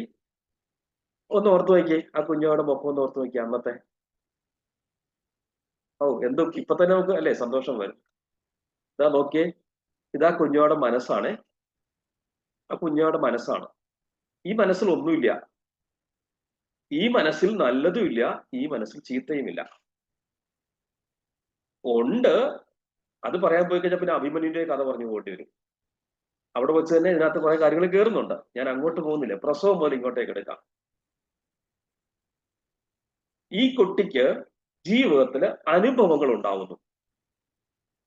ഇപ്പൊ കൊച്ചുകുട്ടിക്ക് തീയെ പേടിയില്ല. കൊച്ചുകുട്ടിയോട് നമ്മൾ എത്ര തീയെ തുടരുമെന്ന് പറഞ്ഞാലും കൊച്ചു പോയി തൊടുക്കും. തൊട്ട് കഴിയുമ്പോൾ പൊള്ളൽ എന്ന് പറയുന്ന ഒരു വേദന എന്ന് പറയുന്ന അനുഭവം ഉണ്ടാകുന്നു. ഈ അനുഭവം ഉണ്ടായി കഴിയുമ്പോൾ ഈ കുട്ടി പിന്നെ അതിൽ തൊടില്ല. അപ്പോ ഒരനുഭവത്തെ തുടർന്നാണ് കുട്ടികൾക്കുള്ളിൽ ഒരു വികാരം ഫോം ചെയ്യുന്നത്. പൊള്ളൽ എന്ന് പറയുന്ന ഒരു അനുഭവം ഉണ്ടായി കഴിഞ്ഞപ്പോൾ പേടി എന്ന് പറയുന്ന ഒരു വികാരം ഫോം ചെയ്തു.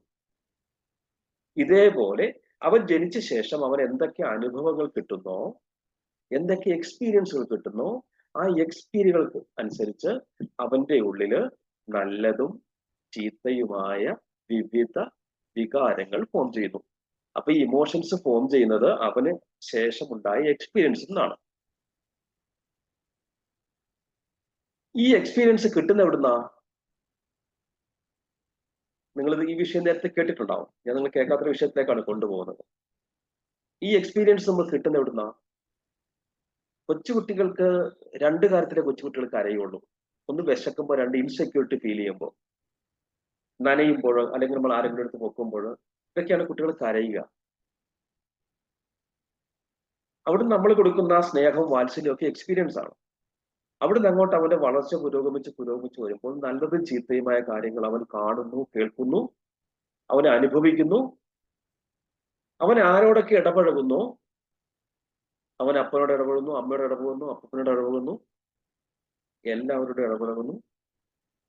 എന്നിട്ട് അനുഭവങ്ങൾ എടുക്കുന്നു, സ്കൂളിൽ നിന്ന് ഇടപഴകുന്നു. അപ്പൊ അകത്ത് എന്താണോ പ്രോഗ്രാം, അത് നല്ലതും ഉണ്ടാവും ചീത്തയും ഉണ്ടാവും. കുട്ടിക്ക് ഒരു 9 വയസ്സൊക്കെ ആവുമ്പോൾ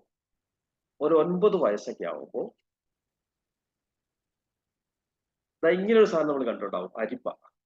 അല്ലെ? നല്ലതും ചീത്തയും ഒക്കെ അരിച്ചു കൊടുക്കുന്ന അരിപ്പ. ഈ അരിപ്പയ്ക്കൊരു പ്രത്യേകതയുണ്ട്. ഇതേപോലൊരു അരിപ്പ ഇവന്റെ തലച്ചോറിലും ഉണ്ടാവും, ഇവന്റെ തലയിലും ഉണ്ടാവും, ഇവന്റെ മനസ്സിലും ഉണ്ടാവും. ആ അരിപ്പയുടെ പേര് ഇമോഷൻ ഫിൽട്ടർ എന്നാണ്. Emotion filter. എന്താ ഇതിന്റെ സ്വഭാവം എന്നറിയാവോ? അകത്തെന്താണോ പ്രോഗ്രാം, ആ പ്രോഗ്രാമിനെ സപ്പോർട്ട് ചെയ്യുന്ന കാര്യങ്ങളെ മാത്രം അകത്തേക്ക് വിടുക, ബാക്കി എല്ലാത്തിനെയും പുറത്തേക്ക് വിടുക. അപ്പൊ എങ്ങനെ പ്രോഗ്രാം ചെയ്തിരിക്കുന്നോ, എന്തുകൊണ്ട് പ്രോഗ്രാം ചെയ്തിരിക്കുന്നോ, നന്മ കൊണ്ട് പ്രോഗ്രാം ചെയ്തിരിക്കുന്നോ, മോശം കാര്യങ്ങൾ കൊണ്ട് പ്രോഗ്രാം ചെയ്തിരിക്കുന്നോ, അതിനെ നന്മയാണെങ്കിൽ നന്മ നിങ്ങൾ ഉപദേശമായി കൊടുക്കുമ്പോൾ ആ കുട്ടി 2 കൈ നീട്ടി സ്വീകരിക്കും. അകത്തെ പ്രോഗ്രാം തിന്മയാണെങ്കിൽ നിങ്ങൾ നന്മ ഉപദേശിച്ചാലും തിന്മയുമായിട്ട് മാച്ച് ചെയ്യാത്തത് കൊണ്ട് ഈ ഫിൽട്ടർ അതിനെ റിജക്റ്റ് ചെയ്യും. അപ്പൊ ഈ കുട്ടിയെ പ്രോഗ്രാം ചെയ്തെടുക്കുക ആരാ? നമ്മളാണ്. നമുക്ക് സന്തോഷം തന്നിരുന്ന അവസ്ഥയിൽ നിന്ന് നമുക്ക് ടെൻഷൻ തരുന്ന അവസ്ഥയിലേക്ക് ഈ കുട്ടിയെ കൊണ്ടുപോയത് നമ്മളാണ്. ഞാൻ തെളിയിക്കാൻ പോവാണ്.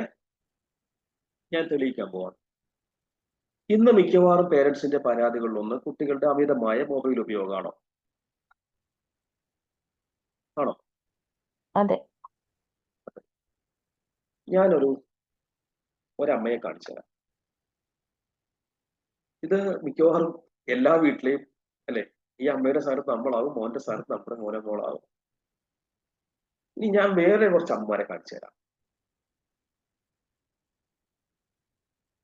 ഒരമ്മ തന്റെ മാതൃത്വത്തിന്റെ സ്നേഹം നുരയുന്ന മുലപ്പാലായി അമൃത് പോലെ ആ കുട്ടിയുടെ വായിലേക്ക് വെച്ചു കൊടുത്ത ആത്മനിർവൃതി അടയേണ്ട അമ്മ മൊബൈൽ നോക്കാണ്. സന്തോഷം, അമ്മയുടെ സന്തോഷം. പക്ഷെ കുട്ടിയുടെ കണ്ണി നോക്കുക, ഈ അമ്മ ഈ കുട്ടിയെ പ്രോഗ്രാം ചെയ്യുകയാണ്. ഈ മൊബൈലിലേക്ക് ഈ അമ്മ ഈ കുട്ടിയെ പ്രോഗ്രാം ചെയ്തുകൊണ്ടിരിക്കുകയാണ്. ഇന്ന് മിക്കവാറും വീടുകളിൽ മക്കൾക്ക് ഭക്ഷണം കൊടുക്കുന്ന ഒരു ചിത്രമാണ് അല്ലേ?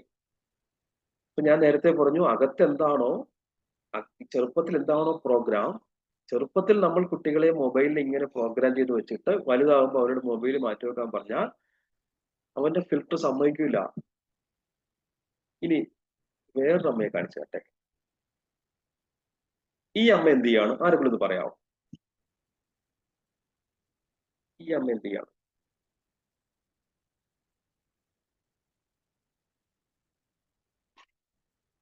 ഒറ്റ നോട്ടം നോക്കിയാൽ ഈ അമ്മ കുട്ടിയെ മൊബൈൽ കളിപ്പിക്കുകയാണ് അല്ലേ? അല്ലേ? അല്ല. നിങ്ങൾ മെഡിക്കൽ ഫീൽഡിൽ വർക്ക് ചെയ്യുന്നവരല്ലേ?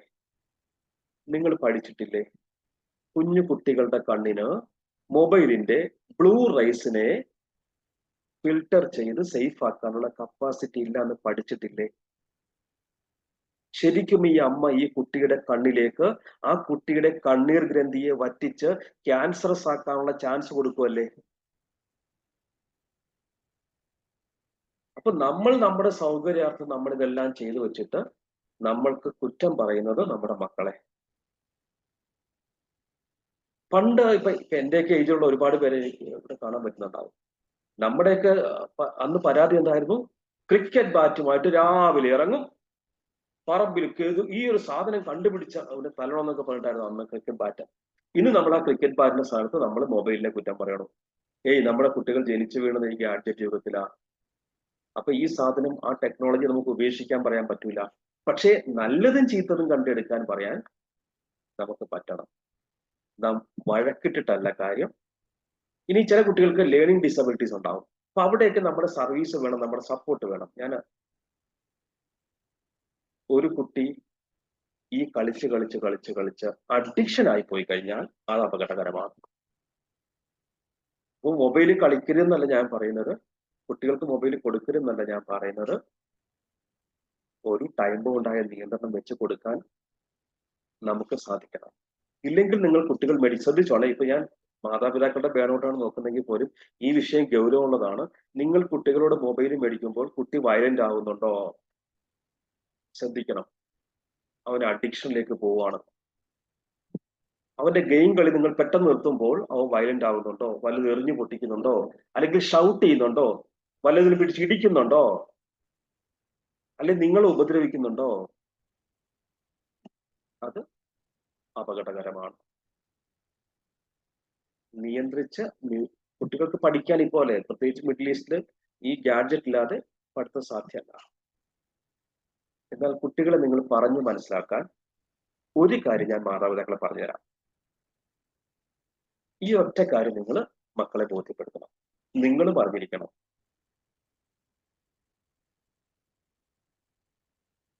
ഓൺലൈനില് എന്നെയും നിങ്ങളെയും കുട്ടികളെയും ഒക്കെ, പ്രത്യേകിച്ച് 10 വയസ്സ് മുതൽ 17 വയസ്സേ ഉള്ള കുട്ടികളെ ശ്രദ്ധിച്ചോണേ, പ്രായം ശ്രദ്ധിച്ചോണേ. 10 വയസ്സ് മുതൽ 17 വയസ്സ് വരെയുള്ള കുട്ടികളെയാണ് ഇന്റർനെറ്റില് പ്രഡേറ്റർ എന്ന് പറയുന്ന ഒരു കൂട്ടരുണ്ട്. ഹാക്കർമാരല്ല, നമ്മുടെ മക്കൾക്ക് ഹാക്കർമാരെ അറിയാവുള്ളൂ. സൈബർ പ്രൊഡക്ടറുടെ ജോലി എന്താണെന്ന് പറഞ്ഞു കഴിഞ്ഞാൽ നമ്മുടെ മക്കളെ കീഴ്പ്പെടുത്തി അവരുടെ പരിധിക്ക് കൊണ്ടുവരിക. നമ്മുടെ മക്കളുടെ ധാരണ എന്താണെന്ന് വെച്ച് കഴിഞ്ഞാൽ, ഞങ്ങൾക്ക് നല്ല ബുദ്ധിയുണ്ട്, ഞങ്ങൾക്ക് ഇതിനെയൊക്കെ ഓവർകം ചെയ്യാൻ പറ്റും, ഇതൊക്കെ ചെയ്യാൻ പറ്റും. അങ്ങനെയല്ല. ഇതൊരു മനുഷ്യനാവാം, ഒരു കമ്പ്യൂട്ടർ ആവാം, ഒരു ആർട്ടിഫിഷ്യൽ ഇന്റലിജൻസ് സോഫ്റ്റ്വെയർ ആവാം, എന്ത് തന്നെ ആയാലും ഇവർക്ക് ഹൃദയമില്ല. അത് ഉറപ്പാണ്. ഹൃദയം ഉണ്ടെങ്കിൽ ഇവര് ചെയ്തു വെച്ചിരിക്കുന്ന പണികൾ ഞാൻ നിങ്ങളോട് 1-2 കേസ് പറയാം.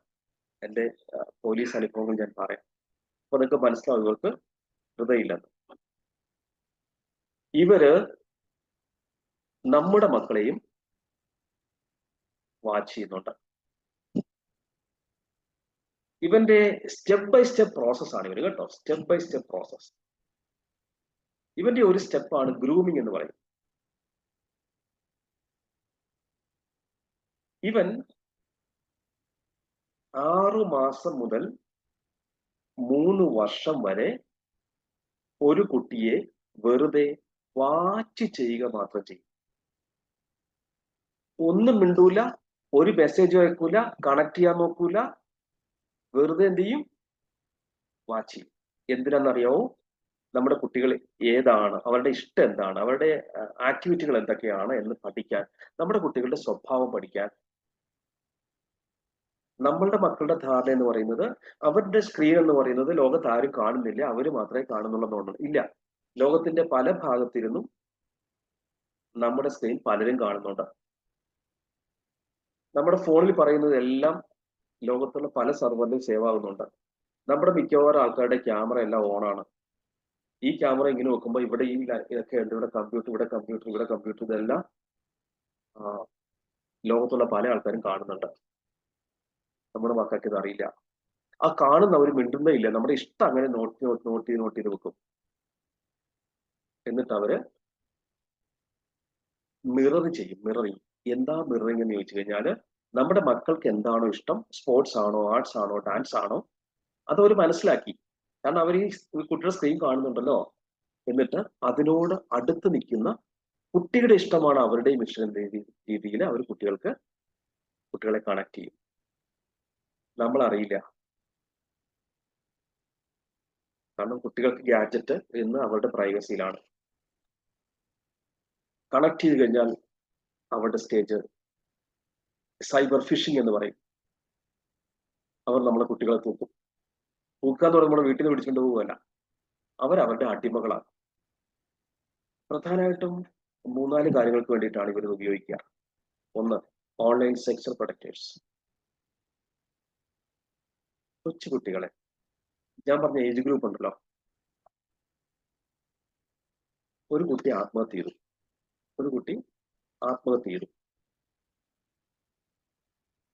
അപ്പൊ പ്രത്യേകിച്ച് ഒന്നും സംശയമില്ല, ആർക്കും സംശയമില്ല. മുറി അടച്ചിരിക്കുന്നു, കുട്ടി ആത്മഹത്യ.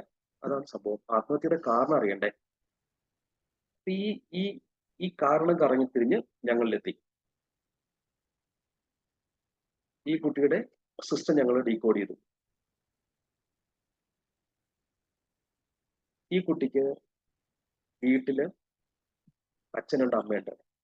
2 പേര് എംപ്ലോയീസ് ആണ്. ഞാൻ നേരത്തെ പറഞ്ഞ വിഷയമാണ് ഇവർക്കുള്ളത്. 2 പേരും ബിസിയാണ്. ഇനി അതിലുപരി 2 പേരും തമ്മിൽ അത്ര ആരോഗ്യകരമായ ബന്ധത്തിലുമല്ല. കുട്ടിയുടെ കാര്യം ശ്രദ്ധിക്കാൻ സമയമില്ല. കുട്ടിക്കാണെങ്കിൽ ഡാൻസ് ഇഷ്ടമാണ്. അപ്പൊ അവളുടെ ഇഷ്ടം പിന്നെ അവൾക്ക് ആരും പറയാൻ ചങ്ങാതികളൊന്നുമില്ല, പക്ഷെ ഡാൻസിനെ അവൾ ഇഷ്ടപ്പെടാൻ തുടങ്ങി. അങ്ങനെ ഇരിക്കെ സുന്ദരിയായ ഒരു ചേച്ചി ഡാൻസിനെ കുറിച്ച് മോളോട് അന്വേഷിക്കാൻ തുടങ്ങി, മോളോട് കൂട്ടുകൂടാൻ തുടങ്ങി, ഡാൻസിനെ കുറിച്ച് സംസാരിക്കാൻ തുടങ്ങി, ഡാൻസ് കളിക്കുന്നതിന്റെ ചിത്രങ്ങൾ അയച്ചു കൊടുക്കാൻ തുടങ്ങി. 6-7 മാസം കൊണ്ട് ഈ ചേച്ചി ഇവൾക്ക് വളരെ ഡിപ്പെൻഡബിൾ ആയ ഒരാളായി മാറി. ഇവളുടെ കുഞ്ഞു സങ്കടങ്ങളൊക്കെ ഇവൾ ചേച്ചിയോട് പറയാൻ തുടങ്ങി. ചേച്ചി അവൾക്ക് എല്ലാ ആശ്വാസം കൊടുത്തു. പോട്ടെ മോളെ, എല്ലാം ശരിയാവുമെന്ന് പറഞ്ഞു. ഞാൻ ഇത് പറയുമ്പോൾ ഞാൻ നേരത്തെ പറഞ്ഞ സ്റ്റെപ്പ് ബൈ സ്റ്റെപ്പ് പ്രോസസ് നോക്കണം കേട്ടോ. എന്തുകൊണ്ട് ഡാൻസുകാരി കൊച്ചിന് മുന്നിൽ പ്രത്യക്ഷപ്പെട്ടു, എന്തുകൊണ്ട് അവർ ഡാൻസിന്റെ മെസ്സേജ് അയച്ചു, എന്തുകൊണ്ട് അവര് ഇങ്ങനെ സപ്പോർട്ട് ചെയ്തു. ഇനി ലാസ്റ്റ് സ്റ്റേജ് ഫിഷിങ് പറയാൻ പോവാണ്. എങ്ങനെ ഫിഷ് എന്ന് പറയാം.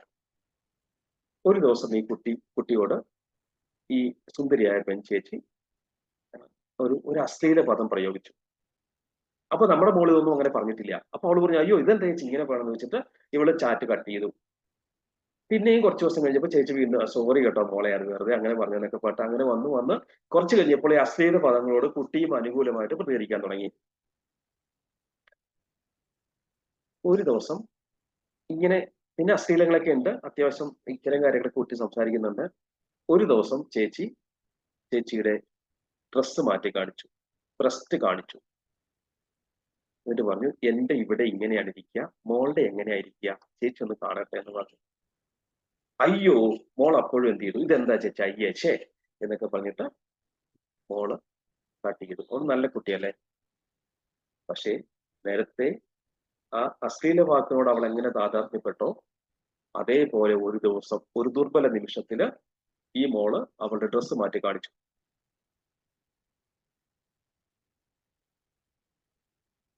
ഫൈവ് മിനിറ്റ്സ് അത് കഴിഞ്ഞപ്പോ ഈ ചേച്ചിയുടെ ഇത് കട്ടായി. വീണ്ടും ഒരു 5 മിനിറ്റ്സ് കഴിഞ്ഞപ്പോ ഇവളുടെ ഫോണിലേക്ക് കുറെ മെസ്സേജുകൾ വന്നു.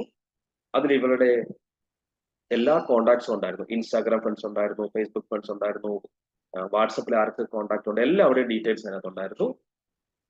ഒപ്പം ഇവള് കാണിച്ചൊരു ഫോട്ടോ ഉണ്ടായിരുന്നു. എന്നാൽ ഇവള് കാണിക്കാത്ത ഒരു ഫുൾ ലെങ്ത് വീഡിയോ, ഇവളുടെ നഗ്ന വീഡിയോ അതിലുണ്ടായിരുന്നു. വെറും 3 എക്സ്പ്രഷൻസ് ഒരാളുടെ ഉണ്ടെങ്കിൽ നമുക്കൊരു വീഡിയോ നിർമ്മിക്കാം. അങ്ങനെയെങ്കിൽ 7-8 മാസം ചാറ്റ് ചെയ്ത എല്ലാ എക്സ്പ്രഷനും കിട്ടിയിരിക്കുന്ന ഈ കുട്ടിയുടെ മുഖം വെച്ചുകൊണ്ട് ഒരു മികച്ച ആർട്ടിഫിഷ്യൽ ഇന്റലിജൻസ് സോഫ്റ്റ്വെയർ ഉപയോഗിച്ച് ഇവളുടെ ഒറിജിനലിനെ വെല്ലുന്ന ഒരു വീഡിയോ ഇവർ നിർമ്മിച്ച് അയച്ചു കൊടുക്കും. 2 ഡിമാൻഡ് വെച്ചു, ഒന്ന് ബാക്കി കൂടി കാണിക്കുക, അല്ലെങ്കിൽ ഞങ്ങൾ പറയുന്നിടത്ത് വരിക. ഇതിന് രണ്ടിനുമുള്ള ധൈര്യം മോൾക്കില്ലായിരുന്നു. അവൾക്ക് പങ്കുവയ്ക്കാൻ അപ്പനില്ലായിരുന്നു അടുത്ത്, അവൾക്ക് പങ്കുവയ്ക്കാൻ അമ്മയില്ലായിരുന്നു അടുത്ത്. അവൾക്കറിയാവുന്ന ഏക വഴി, അവൾ കേട്ടിരിക്കുന്ന ഏക വഴി, അവൾ ഈ ലോകത്തോട് വിട പറഞ്ഞു പോയി. ആർക്ക് പോയി?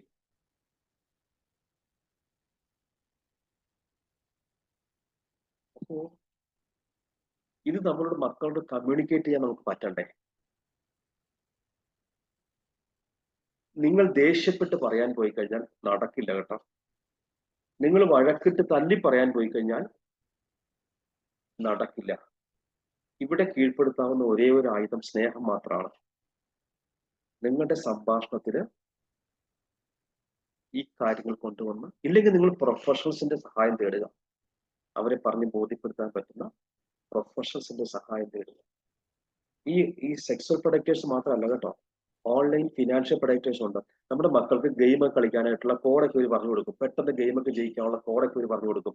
ചീറ്റ് കോഡ്സ് കൊടുക്കും. ഇനി ചിലപ്പോൾ ഫോണൊക്കെ ചാർജ് ചെയ്ത് കൊടുക്കും. എന്നിട്ട് നല്ല കൂട്ടാവും. ആ ചേട്ടന് ഇവരുടെ ചങ്ക് ബ്രോയാവും. എന്നിട്ട് ഒരു ദിവസം പറയും, എടാ എനിക്ക് എന്റെ ഈ ലിങ്ക് ഒന്ന് ക്ലിക്ക് ചെയ്യാമെന്ന് ചോദിക്കും. ലിങ്ക് അയച്ചു കൊടുക്കും. ആ ലിങ്ക് ക്ലിക്ക് ചെയ്യുന്ന ആ നിമിഷം നിങ്ങളുടെ ബാങ്ക് അക്കൗണ്ടിൽ നിന്ന് അത്യാവശ്യം എല്ലാ സാധനങ്ങളും അവർ അടിച്ചു മാറ്റി പോയിട്ടുണ്ടാവും. കാരണം ഈ ചാറ്റിങ്ങിന്റെ പല ഘട്ടങ്ങളിലായിട്ട് അവർ നിങ്ങളുടെ ബാങ്കിങ് ഡീറ്റെയിൽസ് ഇവിടുന്ന് എടുത്തിട്ടുണ്ടാവും. ഇനി അതല്ല, മിക്കവാറും കുട്ടികൾക്ക് ഫോൺ ഇല്ലാത്തത് കൊണ്ട് നമ്മുടെ ഫോണിലാണ് ഇത് കണക്ഷൻ നടക്കുന്നതെങ്കിൽ ഇതെല്ലാം അറ്റാച്ച്ഡ് ആണ്. ഈ നമ്മുടെ ഈസി ആയിട്ട് നമ്മുടെ ഫോണിനെ ഹാക്ക് ചെയ്ത് നമ്മുടെ ഫോൺ ഡീറ്റെയിൽസ് എടുത്ത് നമ്മുടെ അക്കൗണ്ട് അവർക്ക് കാലിയാക്കാൻ പറ്റും. സോ ഓൺലൈൻ ഫിനാൻഷ്യൽ പ്രൊഡക്റ്റേഴ്സ് ഉണ്ട്. ഇനി ഓൺലൈൻ സൈക്കോളജിക്കൽ പ്രൊഡക്റ്റേഴ്സ് ഉണ്ട്. കുട്ടികളെ ഞാൻ എങ്ങനെ മക്കളെ സ്വാധീനിക്കുന്നതാണ്. ഈ കുറെ സ്വാധീനങ്ങളുണ്ട് കേട്ടോ. എല്ലായിടത്തും പറയാൻ പോയി കഴിഞ്ഞാൽ ശരിയാവില്ല. നിങ്ങളെ പേടിപ്പിക്കാനോ അല്ല കേട്ടോ. ഞാൻ പേരന്റൽ സ്ട്രെസ് എടുക്കാൻ വന്നിട്ട് പേരൻസ് സ്ട്രെസ് തരുവാണോ, അങ്ങനെ വിചാരിക്കരുത്. മാറ്റത്തിന് മുമ്പേ അവബോധം ഉണ്ടാവണം. എന്തെങ്കിലും കാര്യം നമ്മൾ മാറാൻ ആഗ്രഹിക്കുന്നുണ്ടെങ്കിൽ അതിനു മുമ്പേ അതിനെക്കുറിച്ചുള്ള ബോധം ഉണ്ടാവണം. ഇനി ഇമോഷണൽ പ്രൊഡക്റ്റേഴ്സ് ഉണ്ട്. കുട്ടികളെ കൊണ്ട് സൂയിസൈഡ് ചെയ്യിപ്പിക്കുന്നവർ, ആത്മഹത്യ ചെയ്യിപ്പിച്ചു കളയും. അങ്ങനെ പലതരത്തിലുള്ള നമ്മൾ കാണാത്ത ലോകത്ത്, ഇപ്പൊ നാട്ടിൻ പുറത്തൊക്കെ പണ്ട് നമ്മളുണ്ടായിരുന്ന പറയും, ഇന്ന ആളോട് കൂട്ടുകൂടരുത്, അവൻ ചീത്തയാന്ന് പറയും, അല്ലെ? പക്ഷെ ഇന്ന് അങ്ങനെയല്ല. നമ്മുടെ മക്കളെ എവിടെയൊക്കെ കണക്ട് ആവുമെന്ന് നമുക്ക് പ്രഡിക്റ്റ് പറ്റില്ല. ഇനി അതുകൂടാതെ മറ്റൊരു സ്ട്രെസ് നിങ്ങളുടെ കാരണം പറയാം. ഇപ്പൊ ഞാൻ നേരത്തെ കൊച്ചുകുട്ടികളെ കുറിച്ച് പറഞ്ഞെങ്കിൽ, കുറച്ച് വലിയ കുട്ടികൾ എടുക്കാം. ഈ വലിയ കുട്ടികൾ പലപ്പോഴും നമ്മളോട് പണ്ട് മിണ്ടുന്നത് പോലെ മിണ്ടുന്നില്ല. ശരിയല്ലേ? പണ്ട് കുഞ്ഞായിരുന്നപ്പോൾ ഇവൻ നമ്മളായിരുന്നു അവർക്ക് ഏറ്റവും പ്രിയപ്പെട്ടവരെങ്കിൽ ഇന്ന് നമ്മളോട് പഴയ പോലെ മിണ്ടുന്നില്ല. നമ്മൾ സ്ട്രെസ്ഡ് ആയി. നമ്മൾ അടുത്ത് വരുന്നില്ല, നമ്മൾ അടുത്ത് വിളിക്കുന്നില്ല. നമ്മൾ എന്തെങ്കിലും പറഞ്ഞു ചെല്ലുമ്പോൾ ഒന്നോ രണ്ടോ വാക്കിൽ പറഞ്ഞിട്ട് പോയി കഥ കടയ്ക്കുക. അപ്പോഴും നമ്മൾ സ്ട്രെസ്ഡ് ആയി. പലപ്പോഴും ഞാൻ നേരത്തെ പറഞ്ഞ പോലെ നമ്മുടെ ഒരു ആശ്വാസമാണ് മക്കളെങ്കിൽ ഇവര് നമ്മൾ അകന്നു പോകുവാണോ? പല പേരൻസിനും ടെൻഷനാണ്. പക്ഷെ മനസ്സിലാക്കണം, കുട്ടികൾ വളർന്നു കഴിയുമ്പോൾ ഒരു വലിയ കുട്ടികളായി. ഈ വലിയ കുട്ടികളായി നമ്മൾ പറയുമ്പോഴും കുട്ടികൾക്ക് ധാരണ ഞങ്ങൾ വലുതായോ ചെറുതായോ എന്നുള്ളതാണ്. കൺഫ്യൂഷൻ സ്റ്റേറ്റിലാണ് അവർ. ഒരുപാട് ബയോ കെമിക്കൽ ചേഞ്ചുകൾ അവരുടെ ശരീരത്തിൽ നടക്കുന്ന ഒരു സമയം, പ്രായപൂർത്തിയാകുന്ന സമയം, അവരാണായി മാറുന്ന സമയം, പെണ്ണായി മാറുന്ന സമയം. അപ്പൊ ഈ സമയത്ത് അവരുടെ ശരീരത്തിൽ ഒരുപാട് മാറ്റങ്ങൾ വരും. അവർക്ക് ഫിസിക്കലി ചേഞ്ച് ആവും. ഇതേ സമയത്ത് അവരുടെ ഇമോഷൻസ് ചേഞ്ച് ആവും. അവർ ഇമോഷണലി ചേഞ്ച് ആവും. ആ ഇമോഷണൽ ചേഞ്ചുകളെ മനസ്സിലാക്കാൻ, അഡോളസെൻസ് സമയത്തെ ഇമോഷണൽ ചേഞ്ചുകളെ മനസ്സിലാക്കാൻ മാതാപിതാക്കൾ പഠിച്ചിട്ടില്ല എങ്കിൽ നമ്മൾ ഉറപ്പായിട്ടും തകർന്നു പോകും. ഇനി അവന്റെ ഹോർമോണൽ ചേഞ്ചുകൾ ഉണ്ടാവും. അതേപോലെ തന്നെ സോഷ്യൽ ചേഞ്ചുകൾ ഉണ്ടാവും. ഈ സോഷ്യൽ ചേഞ്ചിലാണ് ഞാൻ നേരത്തെ പറഞ്ഞ പോലെ ഈ കാര്യം വരുന്നത്. അവന് അല്ലെങ്കിൽ അവൾക്ക് അവരുടെ പ്രായത്തിൽപ്പെട്ട ആണിനോടോ പെണ്ണിനോടോ, അതാണ് മീൻസ് സൗഹൃദങ്ങൾ അല്ലെങ്കിൽ പ്രണയം, അതൊക്കെ വരുന്നത് ഈ സമയത്താണ്. ഈ ഇമോഷൻ ചേഞ്ചിന്റെ ഭാഗമാണ് ദേഷ്യം. പെട്ടെന്ന് ദേഷ്യം വരിക, അതൊക്കെ ഇത് വരികയാണ്. അപ്പൊ നമ്മളത് മനസ്സിലാക്കിയിരുന്നോളുക. ഇതെല്ലാം നമ്മളൊരു പെർഫെക്റ്റ് പേരന്റ് ആണ്, പെർഫെക്റ്റ് പേരന്റ് ആവണം എന്ന വാശിയിലാണ് നിൽക്കുന്നെങ്കിൽ കേട്ടു. കാരണം നമ്മൾ പെർഫെക്റ്റ് പേരന്റ് ആണ്. അത് എക്സ്പീരിയൻസ് ചെയ്യേണ്ടത് മക്കളാണ്. മക്കൾക്ക് നമ്മൾ കൊടുക്കുന്ന സ്നേഹം, മക്കൾക്ക് നമ്മൾ കൊടുക്കുന്ന കെയർ. ഒരു കുട്ടിയുടെ ആഗ്രഹം പറഞ്ഞതാണ്, എനിക്ക് ടിവിയുടെ റിമോട്ട് ആയാൽ മതി. അതെന്താ? റിമോട്ട് ആകുമ്പോൾ അച്ഛൻ എപ്പോഴും വീട്ടിൽ വരുമ്പോൾ എടുത്ത് കൈ പിടിക്കും, എന്നിട്ട് എപ്പോഴും അതിന് ഇങ്ങനെ തലോടിക്കൊണ്ടിരിക്കും. അപ്പുറത്തെ മുറി മക്കളുണ്ടാവും, ഒന്ന് വിളിച്ചടുത്തിരിക്കും, ഒന്ന് നെറുകയിലൂടെ വിരലോടിച്ചാല് കുഞ്ഞു മക്കളത് ഒരുപാട് ആഗ്രഹിക്കുന്നുണ്ടാവും. വളരെ പ്രധാനപ്പെട്ട ഒരു കാര്യം ഞാൻ പറയാം, ശ്രദ്ധിച്ചോണേ. ഞാൻ നേരത്തെ പറഞ്ഞു 9 വയസ്സിന് മുമ്പ് കുട്ടികളെ പ്രോഗ്രാം ചെയ്യണം. കുട്ടികൾ ഏത് ആന്റി സോഷ്യൽ ആൾക്കാരുടെ ഇടപെടുമെന്ന് നമ്മൾ അറിയില്ല. അപ്പൊ നമുക്കിവിടെ കേരളത്തിൽ തൊപ്പി എന്നൊരു കഥാപാത്രമുണ്ട്. തൊപ്പി, നിങ്ങൾ കേട്ടിട്ടുണ്ടോ തൊപ്പിയെ കുറിച്ച്? തൊപ്പി എന്നാണോ കുപ്പി എന്നാണോ? ഈ സെലിബ്രിറ്റി ചെന്നപ്പോ, ഒരു കട ഉദ്ഘാടനം ചെയ്തപ്പോ 100 പേര് കൂടി. തൊപ്പി ഒരു കട ഉദ്ഘാടനം ചെയ്തപ്പോ ആ പട്ടണം മുഴുവൻ ബ്ലോക്കായി. അപ്പൊ ഞാൻ ഈ തൊപ്പിയെ കുറിച്ച് നോക്കി. തൊപ്പി അവന്റെ ബാല്യകാലത്തൊക്കെ ഉണ്ടായ ഒരുപാട് എന്താ പറയുക, ഒറ്റപ്പെട്ടൊരു കുട്ടി അവന്റെ മനസ്സിന്റെ ആ വൈകല്യത്തെ, അവന്റെ മനസ്സിന്റെ ആ പ്രോബ്ലത്തെ, അവന്റെ ഫ്രസ്ട്രേഷനെ അവൻ അത്യാവശ്യം തെറിയൊക്കെ പറഞ്ഞും ചീത്ത പറഞ്ഞൊക്കെ തീർത്തു. അവനത് ഓൺലൈനിലാണ് പ്രസന്റ് ചെയ്തത്. ഞാൻ നേരത്തെ പറഞ്ഞതുപോലെ നമ്മൾ പ്രോഗ്രാം ചെയ്ത് വെച്ചിരുന്ന ആ നെഗറ്റീവ് പാർട്ടുണ്ടല്ലോ, ആ നെഗറ്റീവ് പാർട്ട് തൊപ്പിയെ പെട്ടെന്ന് ആകർഷിച്ചു. തൊപ്പിക്ക് അത്രയേറെ ആരാധകരായി. എന്റെ വാക്കുകൾ ശ്രദ്ധിച്ചോണം. നാം പ്രോഗ്രാം ചെയ്ത് വെച്ചിരുന്ന നെഗറ്റീവ് പാർട്ട് തൊപ്പിയെ ആകർഷിച്ചു. അപ്പോൾ തൊപ്പിയെ ആകർഷിക്കാനുള്ള ഒരു സ്പേസ് നമ്മൾ നമ്മുടെ മക്കളുടെ ഉള്ളിൽ ഒരുക്കി കൊടുത്തു. അവിടെ പോസിറ്റീവാണ് ഒരുക്കിയിരുന്നെങ്കിൽ തൊപ്പിക്ക് അവിടെ സ്പേസ് ഇല്ല. വെളിച്ചമുള്ളിടത്ത് ഇരുട്ടില്ല. ആ വെളിച്ചത്തെ വിശ്വമാകെ എത്തിച്ച മഹാഗുരുവിന്റെ ദർശനങ്ങളെ ലോകമാകെ എത്തിക്കാൻ തുടങ്ങിയ പ്രസ്ഥാനമാണ് സാരഥി. അല്ലെ? നമുക്കെന്തുകൊണ്ട് നമ്മുടെ കുഞ്ഞു മക്കളിലേക്ക് ഗുരുദേവനെ കയറ്റിക്കൂടാ? അല്ലെങ്കിൽ ദൈവത്തെ കയറ്റിക്കൂടാ? നമ്മൾ അങ്ങനെ കയറ്റാത്തത് കൊണ്ടല്ലേ, നമ്മൾ അങ്ങനെ സ്പേസ് ഒരുക്കിയത് കൊണ്ടല്ലേ കറുത്ത ശക്തികൾക്ക് നമ്മുടെ മക്കളെ സ്വാധീനിക്കാൻ പറ്റിയത്? വളരെ ഉത്തരവാദിത്തപ്പെട്ട ആൾക്കാരാണ് വനിതാ വേദിയുടെ തലപ്പത്തിൽ നിന്ന് എനിക്കറിയാം. അങ്ങനെയെങ്കിൽ ഈ വിഷയം വളരെ ഗൗരവമായിട്ട് എടുക്കണം. എന്നിട്ട് നമ്മുടെ കമ്മ്യൂണിറ്റിയിലെ അല്ലെങ്കിൽ നിങ്ങൾക്ക് എവിടെയൊക്കെ ഇടപെടാൻ സാധിക്കുമോ, ഞാനീ പറയുന്നത് ഏതെങ്കിലും ഒരു മതത്തിന്റെയോ ഒക്കെ അടിസ്ഥാനത്തിലല്ല കേട്ടോ. ഇത് കേൾക്കുന്ന എല്ലാവർക്കും നിങ്ങൾ വിശ്വസിക്കുന്ന ദൈവം ആരാണോ, നിങ്ങൾ വിശ്വസിക്കുന്ന ദൈവം ഏതാണോ, ആ ദൈവത്തെ മക്കളുടെ ഉള്ളിൽ കയറ്റ. ഇനി നിങ്ങൾ നിരീശ്വരവാദിയാണോ, സ്നേഹത്തെ ഉള്ളിൽ കയറ്റ.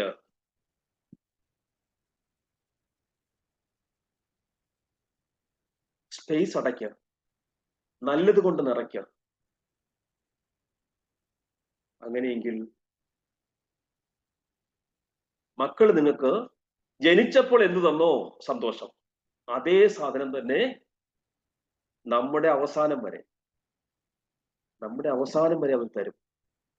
ആ അവസാനം വരെ കിട്ടാത്ത എത്ര പേര് ഗുരുവായൂർ അമ്പല നടയിൽ നടതള്ളപ്പെട്ടു എന്ന് നമുക്കറിയാവോ? കൊണ്ടേ ഒരു വൃദ്ധമന്ദിരത്തിലാക്കുന്നത് പോട്ടെ, അവിടെ ആരെങ്കിലും നോക്കാനുണ്ടെന്ന് കരുതാം. അമ്മ പോയി തൊഴുതിട്ട് വാ, ഞങ്ങളൊരു ചായ കുടിച്ച് നിൽക്കാന്ന് പറഞ്ഞ അമ്മയെ പറഞ്ഞു വിട്ടിട്ട് കാറിൽ കയറി പോകുന്ന മക്കളുള്ളൊരു നാട് നമുക്ക് സങ്കല്പിക്കാൻ പറ്റുമായിരുന്നോ? എന്തുകൊണ്ട് നമുക്കത് സങ്കല്പിക്കാൻ പറ്റുന്നില്ല? നാം കണ്ടു വളർന്നത് എങ്ങനെയാ? കൂട്ടുകുടുംബങ്ങളിൽ അച്ഛനെ സ്നേഹിക്കുന്ന, അപ്പൂപ്പനെ സ്നേഹിക്കുന്ന, അല്ലെ, ചിറ്റപ്പനും ചിറ്റമ്മയും കൊച്ചന്മാരൊക്കെ ഒന്നിച്ചുള്ളൊരു വീട്ടിൽ ആരെങ്കിലും വീണാലും ആരെങ്കിലുമൊക്കെ നോക്കാൻ ചുറ്റുമുള്ള, ഒരു കണ്ണ് നിറഞ്ഞാൽ ഓടി വരാൻ അയൽവക്കത്തൊക്കെ ആളുകളുള്ള സ്നേഹം കണ്ടു വളർന്ന് നമുക്ക് അത് ചിന്തിക്കാൻ പറ്റൂല. പക്ഷേ ഇന്ന് ഈ പറയുന്ന കുട്ടികൾക്ക് ക്ഷമ പോലും ഇല്ല. എന്തുകൊണ്ട് ക്ഷമയില്ല? അവരിന്ന് കാണുന്നത് ഇൻസ്റ്റാഗ്രാം റീൽസ് ആണ്. ഇൻസ്റ്റാഗ്രാം റീൽസ് 5 സെക്കൻഡ് 10 സെക്കൻഡ് 1 മിനിറ്റേ ഉള്ളൂ. അപ്പൊ അത് കണ്ട് ശീലിച്ച് അവർക്ക് അതിനപ്പുറത്തേക്കുള്ള എന്ത് കാര്യം പറഞ്ഞാലും അവർക്ക്, അതുകൊണ്ടാണ് വളരെ നീട്ടിയിരുന്ന് പഠിക്കാൻ പറയുമ്പോൾ കുട്ടികൾ പഠിക്കാത്തത്. സോ ഞാൻ കുറച്ച് ടൂളുകൾ തരാൻ പോവാണ് നിങ്ങൾക്ക്. ഈ ടൂളുകളാണ് നിങ്ങൾ അപ്ലൈ ചെയ്യേണ്ടത് കേട്ടോ. ഈ ടൂൾ എടുക്കാൻ വേണ്ടിയിട്ടാണ് ഞാൻ ഒരു 10 മിനിറ്റ് എടുത്തോട്ടെ? യെസ്, ഞാൻ കുറച്ച് ടൂളുകൾ തരാം. നോക്കൂ, ഇതാണ് നമ്മുടെ സ്ട്രെസ് അളക്കുന്ന സ്കെയില്. സം സ്കെയിൽ എന്ന് പറയും, subjective units of experience. Sum scale. ഒരു മനുഷ്യൻ ഒരു ദിവസം തന്നെ, ശ്രദ്ധിച്ചോണേ, ഒരു മനുഷ്യൻ ഒരു ദിവസം തന്നെ 21 സ്റ്റേറ്റിലേക്ക് പോകും. 21ലേക്കും പോകണമെന്നില്ല. ഈ 0 കാണുന്നത് ന്യൂട്രൽ ആണ്. -1 എന്ന് പറയുന്നത് അല്പം സ്ട്രെസ്. ഒരു 5, 6 ഒക്കെ വരുമ്പോഴാണ് ഞാൻ നേരത്തെ പറഞ്ഞ ബേൺ ഔട്ട് ആവുക. അതിനപ്പുറത്തേക്ക് ക്രോണിക് സ്ട്രെസ് വന്ന് 10 എന്ന് പറഞ്ഞു കഴിഞ്ഞാൽ പിന്നെ അവൻ പോയി തീർന്നു. ഇനി അതേപോലെ തന്നെ ഇപ്പുറത്തുമുണ്ട് നമ്മുടെ ചെറിയ സന്തോഷം മുതൽ 10 എന്ന് പറഞ്ഞ എൻലൈറ്റ്മെന്റ് ആണ്. ഇതൊരു വലിയ വിഷയമാണ് കേട്ടോ, ഞാൻ എടുത്തു പോകുന്നില്ല. എങ്കിലും മനസ്സിലാക്കുക, നമ്മളെല്ലാവരും, ഈ പറയുന്ന ഞാനും ഒക്കെ അടക്കം, ഓരോ ദിവസവും ഈ പറയുന്ന പല സ്റ്റേറ്റിലൂടെ, പല മൂഡിന്റെ പല അവസ്ഥയിലൂടെ, പല സ്ട്രെസ്സിന്റെ അവസ്ഥയിലൂടെ ഓരോ ദിവസവും ഈ മിനിറ്റിലുള്ള ഞാനായിരിക്കില്ല അടുത്ത മിനിറ്റിലുണ്ടാവുക. അപ്പൊ ഇത് കോമൺ ആണ്. അപ്പൊ നമ്മൾ ഇന്ന് ഞാൻ നേരത്തെ പറഞ്ഞു സംതിങ് മോർ തരാന്ന് പറഞ്ഞില്ലേ. ഇന്ന് എന്താ എന്റെ മോർ എന്നറിയാവോ? നമുക്ക് ഈ -1 മുതൽ -10 വരെ എഴുതാം. അവിടെ നിന്ന് മാറിയിട്ട് +1 മുതൽ +10 വരെയുള്ള സ്ഥലത്തേക്ക് എങ്ങനെ ഷിഫ്റ്റ് ചെയ്യാം. കാരണം ഇവിടെ സന്തോഷമാണ്. ഈ 2 തരം ബയോകെമിക്കൽ ചേഞ്ചസ് നമുക്ക് ഉണ്ടാവുക. ഒന്ന്, നമ്മൾ ദുഃഖത്തിലാണെങ്കിൽ നമുക്ക് ഈ കോർട്ടിസോൾ എന്നൊക്കെ പറയുന്ന ഹോർമോൺ ഉണ്ടാവും. അല്ലെ അഡ്രിനാലിൻ എന്ന് പറയുന്ന ഒരു ഹോർമോൺ ഒക്കെ ഉണ്ടാവും. നമ്മൾ ദുഃഖത്തിന്റെ നെഗറ്റീവ് സൈഡിലേക്ക് പോകണമെങ്കിൽ, ഇപ്പുറത്തേക്ക് പോകണമെങ്കിൽ, സന്തോഷത്തിന്റെ സൈഡിലേക്ക് പോകണമെങ്കിൽ നമുക്ക് ഡോസ് ഉണ്ടാവുക. Dopamine, oxytocin, serotonin, endorphin. ഇതെല്ലാം സന്തോഷത്തിന്റെ ഹോർമോണാണ്. വെറുതെ ഒന്ന് ഇങ്ങനെ ചിരിച്ചേ, എല്ലാവരും ഇങ്ങനെ ചിരിച്ചേ, ഇങ്ങനെ പല്ല് വെളി ഇങ്ങനെ ഇങ്ങനെ ശരിക്കും ചിരിക്കും, വാ കീറി ചിരിക്കാന്നറിയില്ലേ?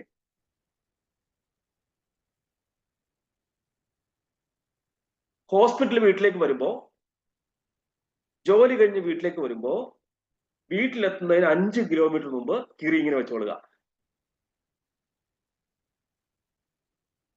കേട്ടോ. നിങ്ങൾ കാറിനാ വരുന്നെങ്കിൽ, ഒറ്റയ്ക്കാണ് വരുന്നെങ്കിൽ, നാട്ടുകാർ കാണുന്നുണ്ടെങ്കിൽ വെക്കണ്ട. ഞാനതിൽ കുറച്ച് ടൂളൊക്കെ കൊടുക്കാറുണ്ട്, വടിയൊക്കെ കൊടുക്കാറുണ്ട് കടിച്ചു പിടിക്കാനായിട്ട്. പക്ഷെ വേണ്ട, നിങ്ങൾക്ക് ആ വടിയൊക്കെ പ്രാക്ടിക്കൽ അല്ല. ഇങ്ങനെ ഇങ്ങനെ 5 വിട്ട് നിങ്ങൾക്ക് വെക്കാവോ, നിങ്ങളുടെ ബ്രെയിൻ ഡോപ്പമൈൻ പ്രൊഡ്യൂസ് ചെയ്യും. ഡോപ്പമൈൻ പ്രൊഡ്യൂസ് കഴിഞ്ഞാൽ സ്ട്രെസ്സിന് നിൽക്കാൻ പറ്റൂല. സ്ട്രെസ് ഹോർമോൺ ഉള്ളത് കൊണ്ടാണ് നിങ്ങൾ ടെൻഷൻ ആവുന്നതും നിങ്ങൾ ബേൺ ഔട്ട് ആവുന്നതും. സ്ട്രെസ് ഹോർമോണിന്റെ പ്രസൻസ് മാറ്റണമെങ്കിൽ നിങ്ങൾ പോസിറ്റീവ് ഹോർമോൺ കൊണ്ടുവരണം. അതിന് പുഞ്ചിരി നല്ല മരുന്നാണ്. മറ്റുള്ളവർക്ക് സമ്മാനം കൊടുക്കുന്നതും സമ്മാനം സ്വീകരിക്കുന്നതും നിങ്ങൾക്ക് ഹാപ്പിനെസ് ഹോർമോൺ പ്രൊഡ്യൂസ് ചെയ്യും.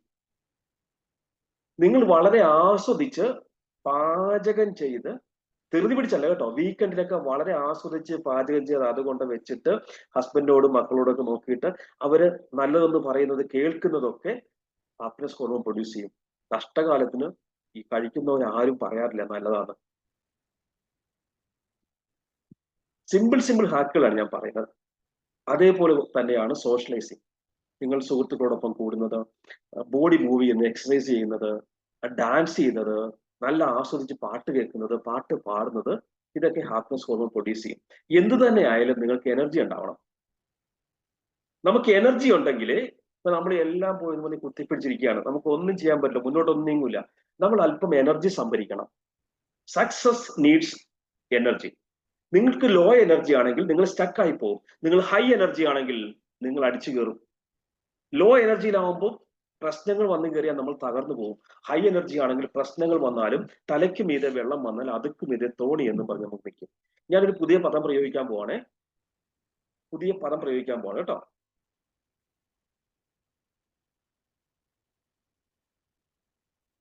All you have to do to start to feel better is to improve the flow of energy through your energy body. ഞാൻ നേരത്തെ പറഞ്ഞു, ഞാൻ സംതിങ് മോർ തരാൻ പോവാണ്. അപ്പോ നമ്മുടെ ഫിസിക്കൽ ബോഡി നിങ്ങൾക്ക് എല്ലാവർക്കും കാണാം അല്ലെ? ഈ ഫിസിക്കൽ ബോഡിക്ക് അപ്പുറത്തേക്ക് നമുക്കൊരു എനർജി ബോഡി ഉണ്ട്. ഈ എനർജി ബോഡിയെയും നമുക്ക് ചാർജ് ചെയ്ത് നിർത്താൻ സാധിച്ചു കഴിഞ്ഞാൽ നിങ്ങളുടെ ഫിസിക്കൽ ബോഡിയുടെ സംരക്ഷണവും ഈ എനർജി ബോഡി ചെയ്തോളും. അപ്പൊ ഞാൻ നേരത്തെ പറഞ്ഞ പേരന്റൽ ഇഷ്യൂസ്, ഈ കുട്ടികളെ എങ്ങനെ മാനേജ് ചെയ്യുക എന്നുള്ള വിഷയം എടുക്കണമെങ്കിൽ നമുക്കൊരു 3-4 ദിവസം എടുക്കാം. പക്ഷെ ആ വിഷയങ്ങളൊക്കെ അവിടെ നിൽക്കുമ്പോൾ തന്നെ ആ വിഷയങ്ങളെയൊക്കെ നിങ്ങൾക്ക് എങ്ങനെ ബാധിക്കാതിരിക്കാമെന്ന വിഷയത്തിലേക്കാണ് ഞാൻ പോകുന്നത്. Tool number 1, love your self.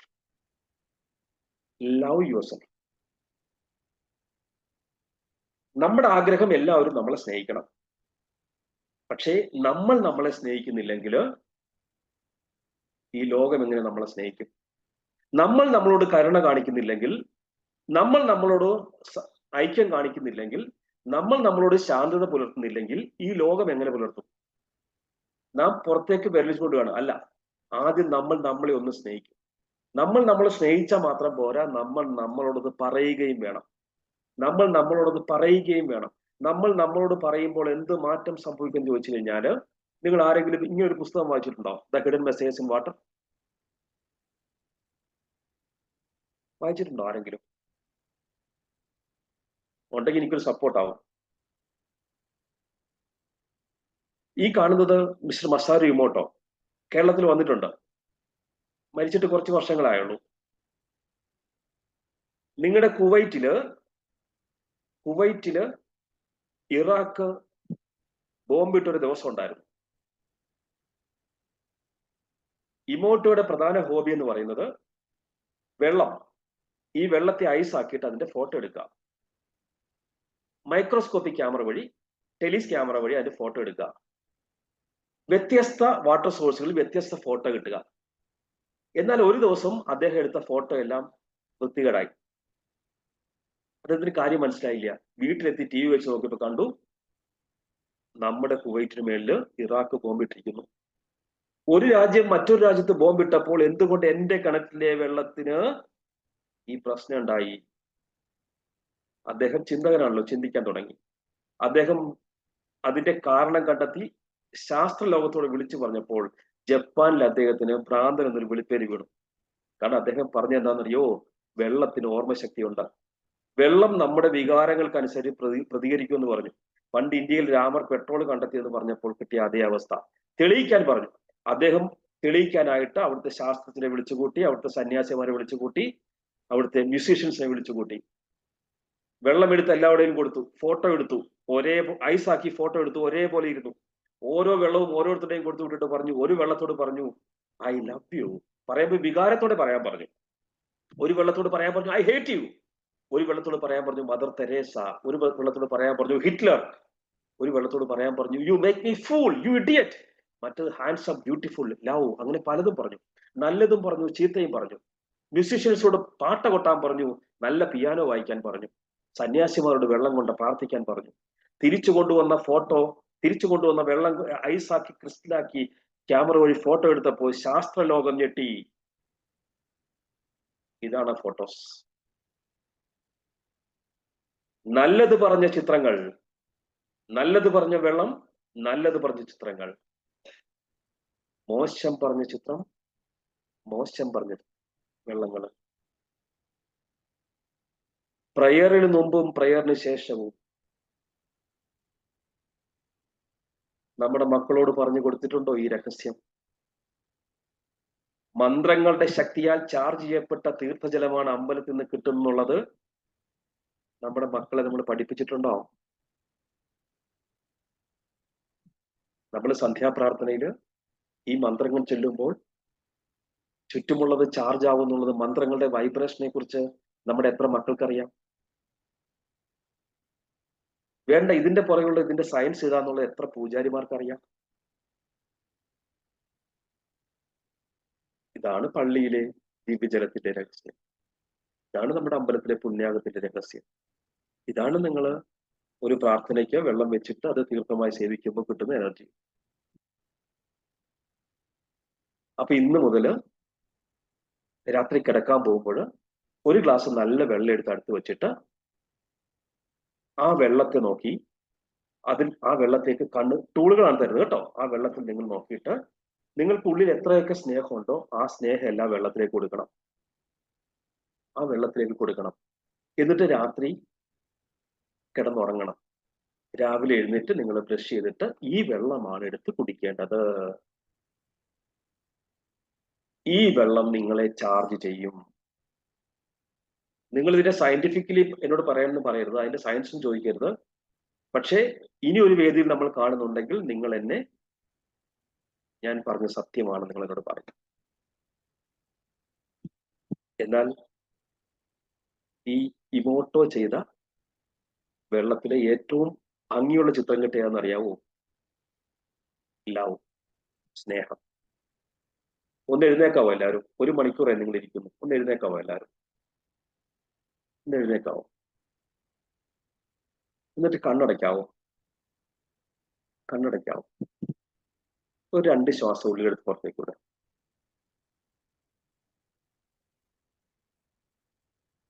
എന്നിട്ട് മുഖത്തൊരു പുഞ്ചിരി കൊണ്ടുവന്നേ.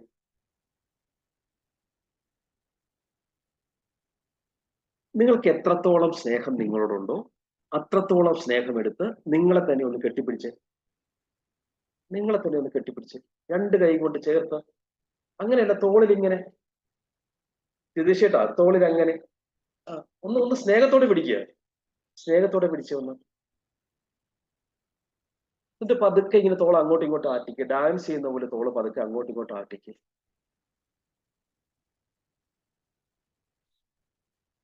എന്നിട്ട് നിങ്ങൾ നിങ്ങളോട് തന്നെ മന്ത്രിച്ചേ,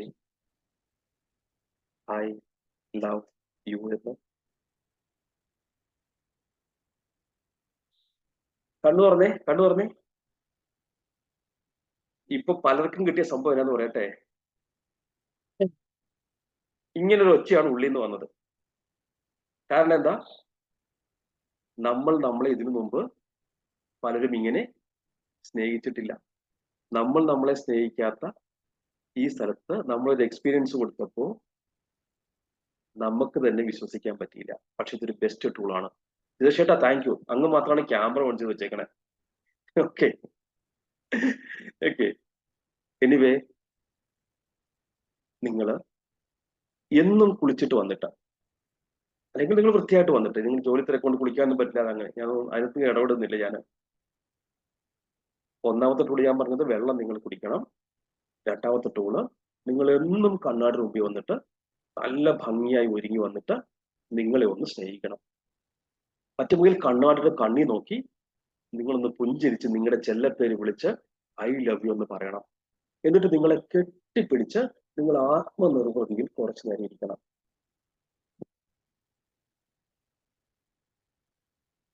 നിങ്ങൾ നല്ലവണ്ണം റിലീസ് ആവും കേട്ടോ. നിങ്ങൾ നല്ലവണ്ണം റിലീസ് ആവും. നിങ്ങളുടെ പേരൊക്കെ, നിങ്ങളുടെ ദേഷ്യമൊക്കെ പോവും. അതിന് കാരണം ഞാൻ പറഞ്ഞുതരാം.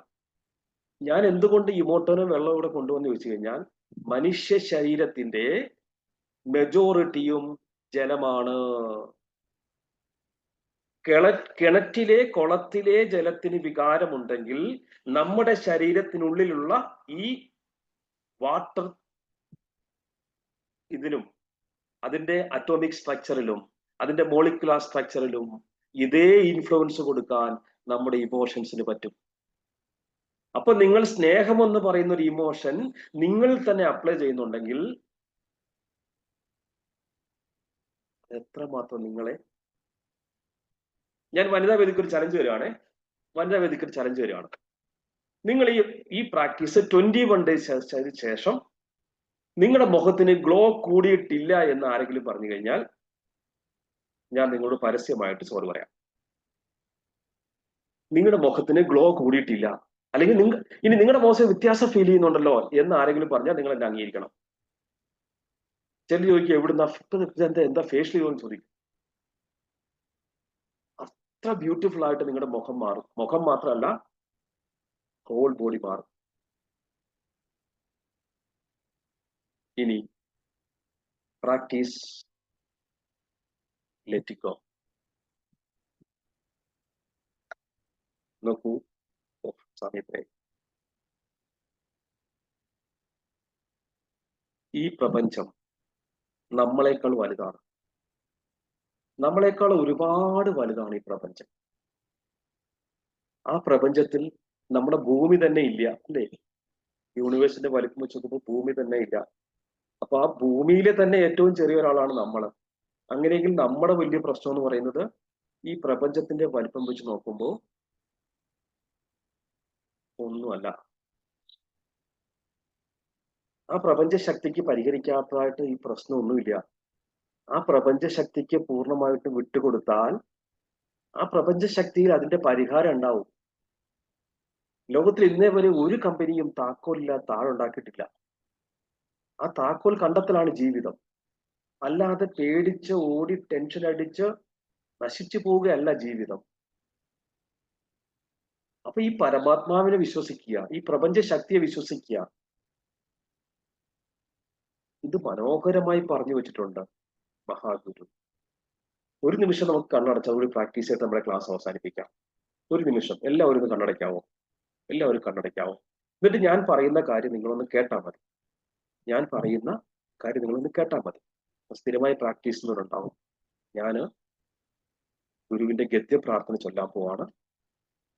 നിങ്ങൾ നിത്യേന ഗദ്യ പ്രാർത്ഥന പ്രാക്ടീസ് ചെയ്യുക. ഇപ്പൊ ഞാനത് അനുഭവിപ്പിച്ചു തരാം.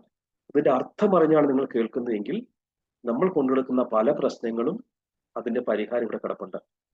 കണ്ണടച്ചോളൂ. ഒരു 3 തവണ ശ്വാസം എടുത്ത് പുറത്തേക്ക് വിടുക. 3 തവണ ശ്വാസം എടുത്ത് പുറത്തേക്ക് വിടുക.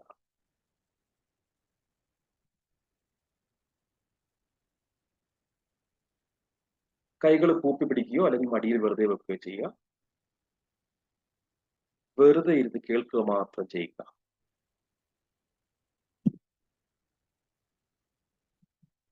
ഗദ്യപ്രാർത്ഥന. കാണപ്പെടുന്നതൊക്കെയും സ്ഥൂലം, സൂക്ഷ്മം, കാരണം എന്നീ 3 രൂപങ്ങളോട് കൂടിയതും പരമാത്മാവിൽ നിന്നുമുണ്ടായി അതിൽ തന്നെ ലയിക്കുന്നതുമാകുന്നു. ആയതിനാൽ പരമാത്മാവല്ലാതെ വേറൊന്നുമില്ല. സകല പാപങ്ങളെയും നശിപ്പിക്കുന്ന, വറുത്ത് കളയുന്ന പരമാത്മാവിന്റെ യാതൊരു സ്വരൂപം എന്റെ ബുദ്ധിയിൽ തെളിയിച്ച് നല്ല വഴിയെ കൊണ്ടുപോകുമോ? ധ്യാനിക്കേണ്ടതായ പരമാത്മാവിന്റെ ആ ദിവ്യ രൂപത്തെ ഞാൻ ധ്യാനിക്കുന്നു. അല്ലയോ പരമാത്മാവേ, ഇപ്രകാരം ഇടപെടാതെ എനിക്ക് അങ്ങയെ ധ്യാനിക്കുന്നതിനും അങ്ങയുടെ പരമാനന്ദം ലഭിക്കുന്നതിനും അങ്ങയുടെ അനുഗ്രഹം എന്നിൽ ഉണ്ടാകണമേ. അല്ലയോ ദൈവമേ, കണ്ണുകൊണ്ട് കാണുന്നതൊന്നും നിത്യമല്ല. ശരീരവും നീർക്കുമിള പോലെ നിലയറ്റതാകുന്നു.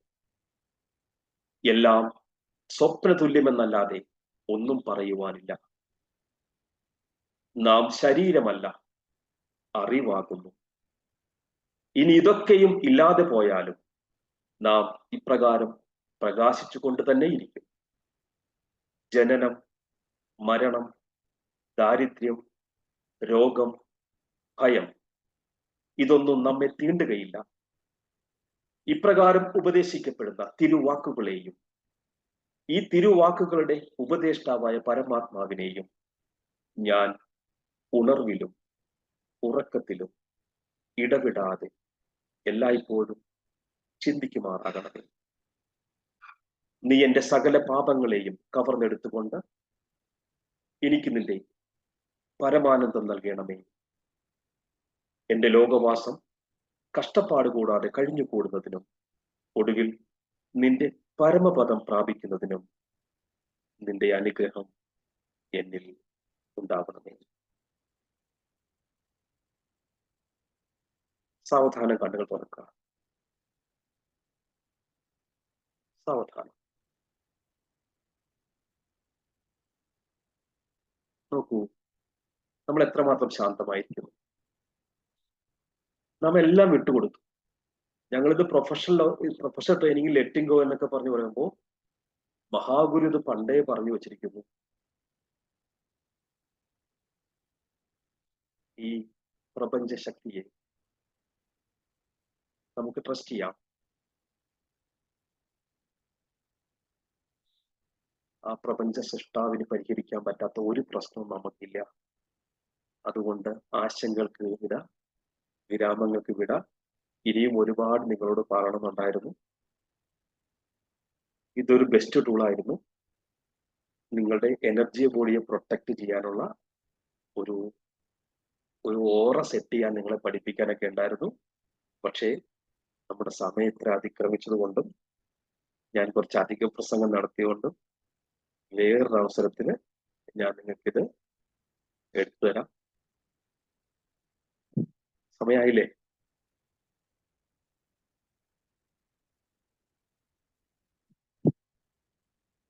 അല്ലേ?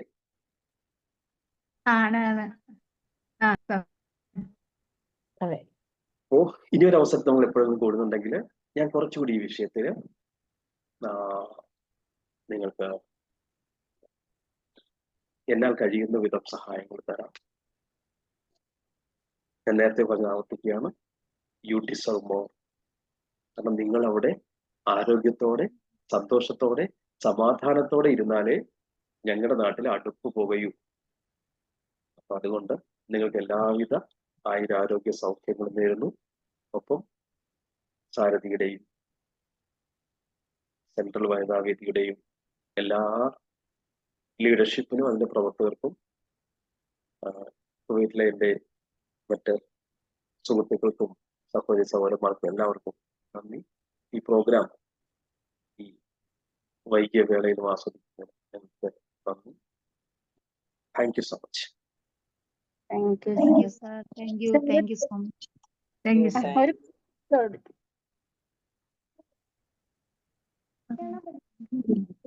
Thank you, Premlal sir, for this wonderful session. I believe everyone has had a wider insight on how to cope up with parental stress, and you have always touched so many other topics as well, which gave us all beautiful insights on the same. Now, ആർക്കെങ്കിലും എന്തെങ്കിലും questions സാറിനോട് ചോദിക്കാനുണ്ടെങ്കിൽ അതിപ്പോ ചോദിക്കാം. Sir നമ്മളിപ്പോ സെൽഫായിട്ട് manage ചെയ്യുന്ന സ്ട്രെസ്സിനെ manage ചെയ്യുന്ന ഒത്തിരി tools നമ്മളിപ്പം സാറ് പരിചയപ്പെടുത്തി. അതില് ഒന്നും ആവാതെ നമ്മൾ എപ്പോഴാണ് ഒരു പാരന്റ് ഒരു പ്രൊഫഷണൽ ഹെൽപ്പ് സീക്ക് ചെയ്യേണ്ടത്, എപ്പോഴാണ് ഒരു പ്രൊഫഷണൽ ഹെൽപ്പ് എടുക്കേണ്ട ഒരു അവസ്ഥ നമുക്ക് എങ്ങനെ മനസ്സിലാവുക? അത് നോക്കൂ, നമുക്കാണ് നമ്മുടെ മക്കളെ മനസ്സിലാവുക.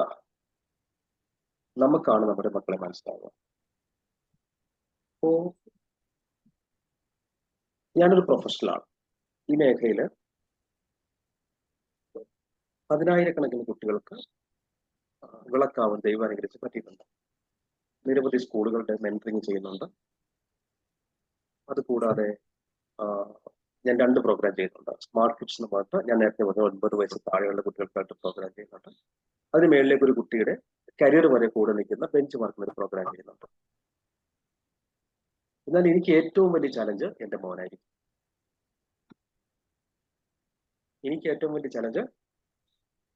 എൻ്റെ മോനായിരിക്കും. കാരണം അവന് ഞാൻ ആരല്ല, ഒരു പ്രൊഫഷണൽ അല്ല. അപ്പൊ നമ്മുടെ പരിധിയിൽ നിൽക്കാത്തതായിട്ട് നമുക്ക് തോന്നുന്നുണ്ടെങ്കിൽ ആ മൊമെന്റ് ആണ് ഒരു പ്രൊഫഷണൽ ഹെൽപ്പ് നേടാനുള്ള സമയം. അതിനു മുമ്പ് നമുക്ക് എന്ത് ചെയ്യാം? നമ്മളുടേതായ മാറ്റങ്ങൾ എന്തൊക്കെ വരുത്തണം എന്നുള്ളത് നമ്മൾ അവെയർ ആവാം. ആക്ച്വലി ശരിക്കും നമ്മൾ പഠിക്കേണ്ടത് പേരന്റിങ് ആണ്. ആർട്ട് ഓഫ് പേരന്റിങ് എന്നൊരു വിഷയമുണ്ട്. ആർട്ട് ഓഫ് പേരന്റിങ് ഒരു 1 വീക്ക് തരാമെങ്കിൽ ഞാൻ വന്നെടുത്തു തരാം. കാരണം ഒറ്റ മണിക്കൂർ കൊണ്ടോ ഒരു ദിവസം കൊണ്ടോ തീർക്കാവുന്ന ഒരു സബ്ജക്റ്റ് അല്ല അത്.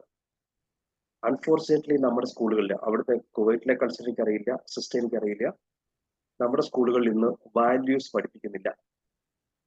വാല്യൂസ് എന്ന് പറഞ്ഞ സാധനം എടുത്ത് കളഞ്ഞു. ഫിനാൻഷ്യൽ മാനേജ്മെന്റ്, മണി മാനേജ്മെന്റ് കുട്ടികൾ പഠിക്കുന്നില്ല. ടീം സെക്സുവൽ എഡ്യൂക്കേഷൻ കുട്ടികൾക്കില്ല. തന്റെ ദേഹത്ത് എവിടം വരെ ഒരു കൈ വരാമെന്ന ഒരു പെൺകുട്ടിയെ നമ്മുടെ സിസ്റ്റം പഠിപ്പിക്കുന്നില്ല. പല കാര്യങ്ങൾ കൊണ്ട് നമ്മുടെ കുട്ടികൾക്ക് പ്രശ്നങ്ങൾ ഉണ്ടാവാം. ചിലപ്പോൾ ടീച്ചർമാരുടെ കളിയാക്കല് പറ്റുന്നുണ്ടാവില്ല, അല്ലെങ്കിൽ ചില വിഷയങ്ങൾ അവർക്ക് പഠിക്കാൻ പറ്റുന്നുണ്ടാവില്ല. ഇനി അതല്ലെങ്കിൽ അവർക്ക് തന്നെ ചില ലേണിംഗ് ഡിസബിലിറ്റീസ് ഉണ്ടാവും. ചിലപ്പോൾ കുട്ടികൾക്ക് എഴുതാൻ പ്രശ്നം ഉണ്ടാവും, ചില കുട്ടികൾക്ക് വായിക്കാൻ പ്രശ്നം ഉണ്ടാവും, ചില കുട്ടികൾക്ക് കണക്ക് പ്രശ്നം ഉണ്ടാവും, ചില കുട്ടികൾക്ക് ADHD ഉണ്ടാവും, ഭയങ്കര പിരിപിരിപ്പ്, എല്ലാം തട്ടിമറിക്കുക, ഓടി നടക്കുക. ഇങ്ങനെയൊക്കെ നമുക്ക് തോന്നുന്നുണ്ടെങ്കിൽ, നമ്മൾ അവെയർ ആണെങ്കിൽ നമുക്ക് പെട്ടെന്ന് തിരിച്ചറിയാൻ പറ്റും ഇത് ഒരു പ്രൊഫഷണൽ സപ്പോർട്ട് തേടേണ്ട സാധനമാണ്. അപ്പൊ ആദ്യം നമ്മൾ ശരിക്കും ഒരു യഥാർത്ഥ പേരന്റിനെ കുറിച്ചൊന്ന് അവെയർ ആവാൻ ശ്രമിക്കുക. എന്നിട്ട് നമ്മുടെ പരിധി നിൽക്കുന്നില്ലെങ്കിൽ മാത്രം എന്ത് ചെയ്യുക? ഒരു പ്രൊഫഷണൽ സപ്പോർട്ട് തേടുക.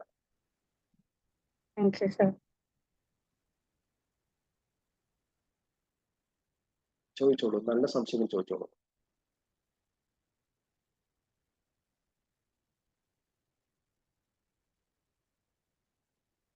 നിങ്ങൾക്ക് സംശയങ്ങളില്ലെങ്കിൽ എനിക്കൊരു കാര്യം ഉറപ്പായി കേട്ടോ, ഒന്നുകിൽ നിങ്ങൾക്ക് എല്ലാം മനസ്സിലായി, അല്ലെങ്കിൽ ഒന്നും മനസ്സിലായില്ല.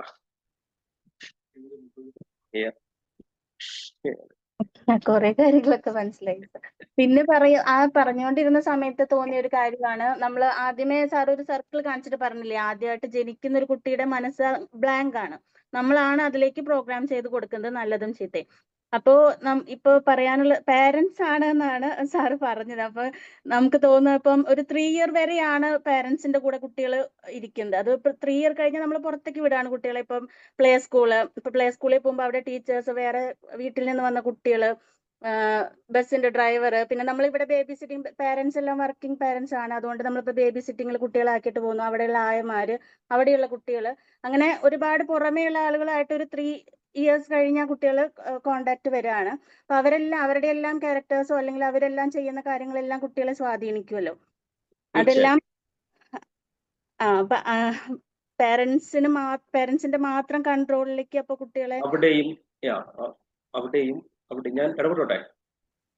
പറയാം സാർ. നിങ്ങളുടെ ക്വസ്റ്റ്യനിക്ക് മനസ്സിലായതുകൊണ്ടാണ് ഞാൻ പിന്നെ ഇടയ്ക്ക് കട്ട് ചെയ്യുന്നത് കേട്ടോ, സമയത്തിലായതുകൊണ്ടാണ്.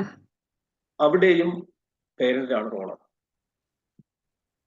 അന്നന്നത്തെ വിഷയങ്ങൾ അന്നന്ന് കുട്ടികളോട് സംസാരിക്കുന്ന ഒരു പേരന്റിന് അവൻ ഇന്ന് ആരോടൊക്കെ കണക്ട് ആയി എന്നുള്ളതിനെ കുറിച്ചുള്ള കൃത്യമായ വിവരം കിട്ടുകയും അതിൽ റോങ് കണക്ഷൻസ് ഉണ്ടെങ്കിൽ ഇടപഴകാൻ പറ്റുകയും ചെയ്യും.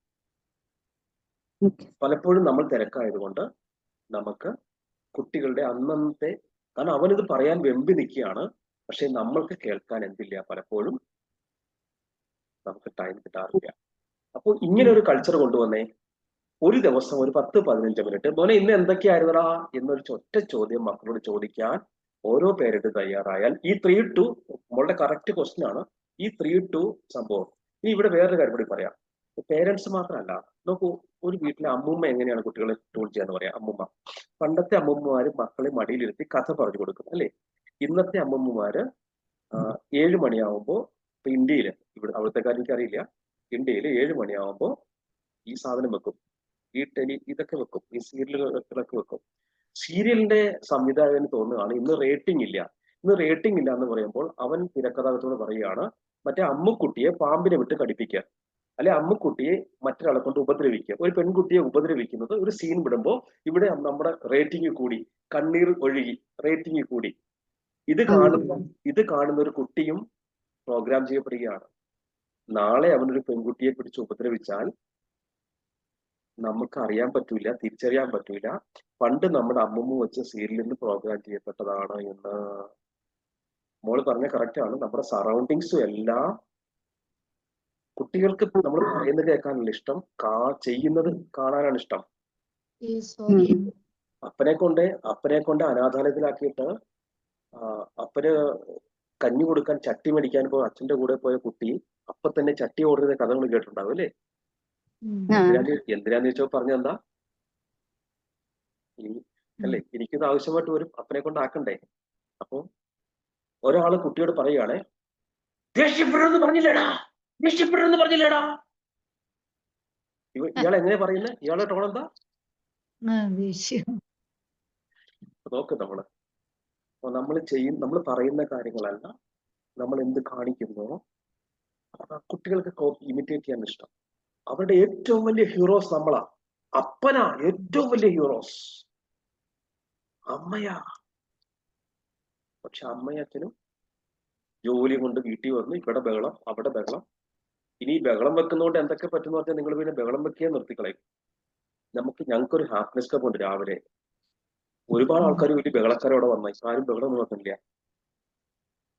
ഒറ്റ വാക്കി പറയാം, നല്ലതല്ല. നമ്മൾ ദേഷ്യപ്പെടുന്നതും ബഹളം വെക്കുന്നതും, നമ്മൾ സ്ട്രെസ്, ഞാൻ നേരത്തെ പറഞ്ഞ സംസ്കയില് 0 നിന്ന് എത്ര താഴോട്ട് പോകുന്നതും നല്ലതല്ല. ജീവിതമല്ലേ, കുറച്ച് സമയമല്ലേ ഉള്ളൂ, വെറുതെ ചിരിക്കുന്നേ.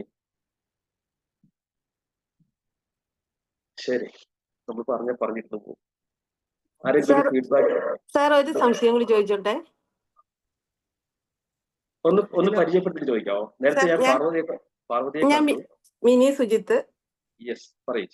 ഓക്കെ സാർ, നമ്മൾ ഈ ചെറിയ പ്രായത്തിൽ കുട്ടികൾ ഓരോ കാര്യങ്ങളൊക്കെ ആവശ്യപ്പെടുമ്പോൾ നമ്മൾ വാങ്ങിക്കൊടുക്കുകയും ചിലപ്പോൾ കൊടുക്കാതിരിക്കുകയും ചെയ്യും. അപ്പം പറഞ്ഞു കൊടുത്താൽ ചിലപ്പോൾ അവർ അക്സെപ്റ്റ് ചെയ്യും, കുഴപ്പമില്ല എന്നൊക്കെ വിചാരിച്ച് അവർ കുഴപ്പമില്ലായിരിക്കും. പക്ഷെ ഒരു 10 വയസ്സ് മുതൽ ഒരു 20 വയസ്സ് അല്ലെങ്കിൽ 15 വയസ്സ് പ്രായമുള്ളപ്പോൾ അവരെന്തെങ്കിലും ആവശ്യപ്പെട്ട് കഴിയുമ്പം വാങ്ങിച്ചു കൊടുത്തില്ല എങ്കിൽ അവർക്ക് പെട്ടെന്ന് ദേഷ്യം വരും. ചിലപ്പം കൊടുക്കാൻ പറ്റുമായിരിക്കും, പക്ഷെ നമ്മൾ അതിനെ മനഃപൂർവ്വം ഒഴിവാക്കും. അത് ആവശ്യമില്ല, ചിലപ്പോൾ ആവശ്യമുള്ളതാണെങ്കിൽ വാങ്ങിച്ചു കൊടുക്കും, ആവശ്യമില്ലാത്തതായിരിക്കും ചിലപ്പം. അപ്പൊ അതിനെ നമുക്ക് എങ്ങനെ കൺട്രോൾ ചെയ്യാൻ പറ്റും? നോക്കൂ, നമുക്ക് 3 കാര്യങ്ങളാണ് കുട്ടികൾക്കുള്ളത്. ഒന്ന് ആവശ്യം, അത്യാവശ്യം, അനാവശ്യം. അനാവശ്യത്തിന് നോ തന്നെയാണ് മറുപടി. അത്യാവശ്യത്തിന് പ്രാധാന്യം കൊടുക്കുക. അത്യാവശ്യത്തിന് ശേഷം വളരെ ആലോചിച്ച ശേഷം മാത്രം ആവശ്യം നിറവേറ്റി കൊടുക്കുക. ഈ ശീലം നമ്മൾ ചെറുപ്പം മുതലേ ഈ കുട്ടികൾക്ക് നോ കേൾക്കാൻ, ഇപ്പൊ നമ്മള് ഏതൊക്കെയോ ആൾക്കാർ പറഞ്ഞു കുട്ടികളോട് നോ പറയരുത്, നോ പറയരുത്. അത് അങ്ങനെ ഒരു മാനമുണ്ട്. ആ വിഷയം എടുക്കാൻ പോയി കഴിഞ്ഞാൽ കുറച്ച് വലുതാണ്. അത് കുറച്ച് ഈ ക്രിയേറ്റീവ് മൈൻഡും യൂണിവേഴ്സൽ മൈൻഡൊക്കെ ആയിട്ട് ബന്ധപ്പെട്ടാണ്. നമ്മുടെ റിയൽ ലൈഫിൽ നമ്മൾ ഫേസ് ചെയ്യുന്ന സ്ഥലത്ത് റിയൽ ലൈഫിൽ ചെറുപ്പം മുതലേ കുട്ടികൾ റിജക്ഷൻ കേട്ട് വളരാൻ പഠിക്കണം. കാരണം റിജക്ഷന്റെ ലോകത്താണ് അവൻ ഇങ്ങോട്ടുള്ളത്. ഇവിടുന്ന് അങ്ങോട്ടേക്ക് അവൻ ജീവിതത്തിൽ ചെന്ന് കഴിഞ്ഞാൽ എവിടെയും അവൻ നേരിടാൻ പോകുന്നത് റിജക്ഷൻ ആണ്. റിജക്ഷൻ ഓവർകം ചെയ്യുന്നതിനാണ് ജയിക്കുന്നത്. ഇപ്പൊ നിങ്ങൾ ബിസിനസ്സുകാരനാണെങ്കിൽ ഒരു സെയിൽസ് പ്രോസസ് നടക്കണമെങ്കിൽ റിജക്ഷൻ ഓവർകം ചെയ്യണം, അല്ലെ? റിജക്ഷനെ ഫേസ് ചെയ്യാൻ പഠിക്കണം. ലോകത്തിൽ ഏറ്റവും കൂടുതൽ റിജക്ഷൻ കേൾക്കുന്നത് ലോട്ടറി കച്ചവടക്കാരാണ് നമ്മുടെ കേരളത്തിൽ. എത്ര നോ കേൾക്കണം, എന്നിട്ടും അവർ വീണ്ടും എസ് എന്ന് പറയുന്നില്ലേ, അല്ലെ?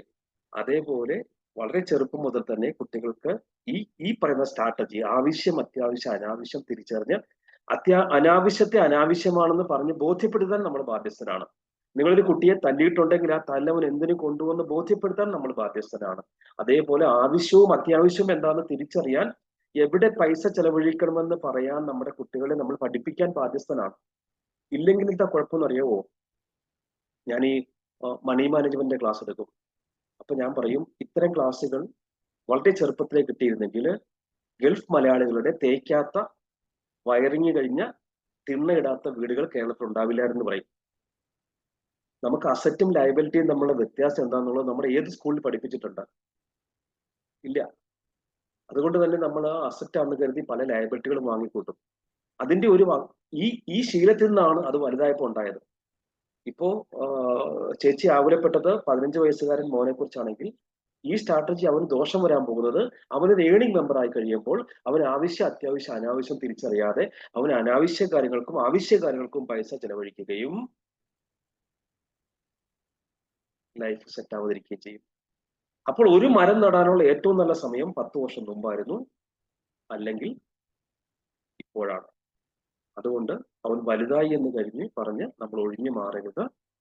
അവനെ ഇരുത്തിയത് പറഞ്ഞു കൊടുക്കണം. ഇവിടെയൊക്കെ നമുക്ക് നേരത്തെ പറഞ്ഞ പോലെ നമ്മളൊരു പരിധി നിൽക്കുന്നില്ലെങ്കിൽ നമുക്കൊരു പ്രൊഫഷണൽ സർവീസ് തേടാം. Okay, thank you sir.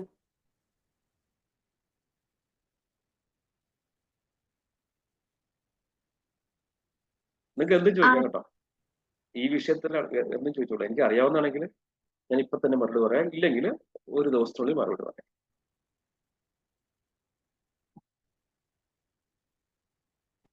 Sir, ഒരു ലാസ്റ്റ് ക്വസ്റ്റ്യൻ ചോദിക്കാനുണ്ട്.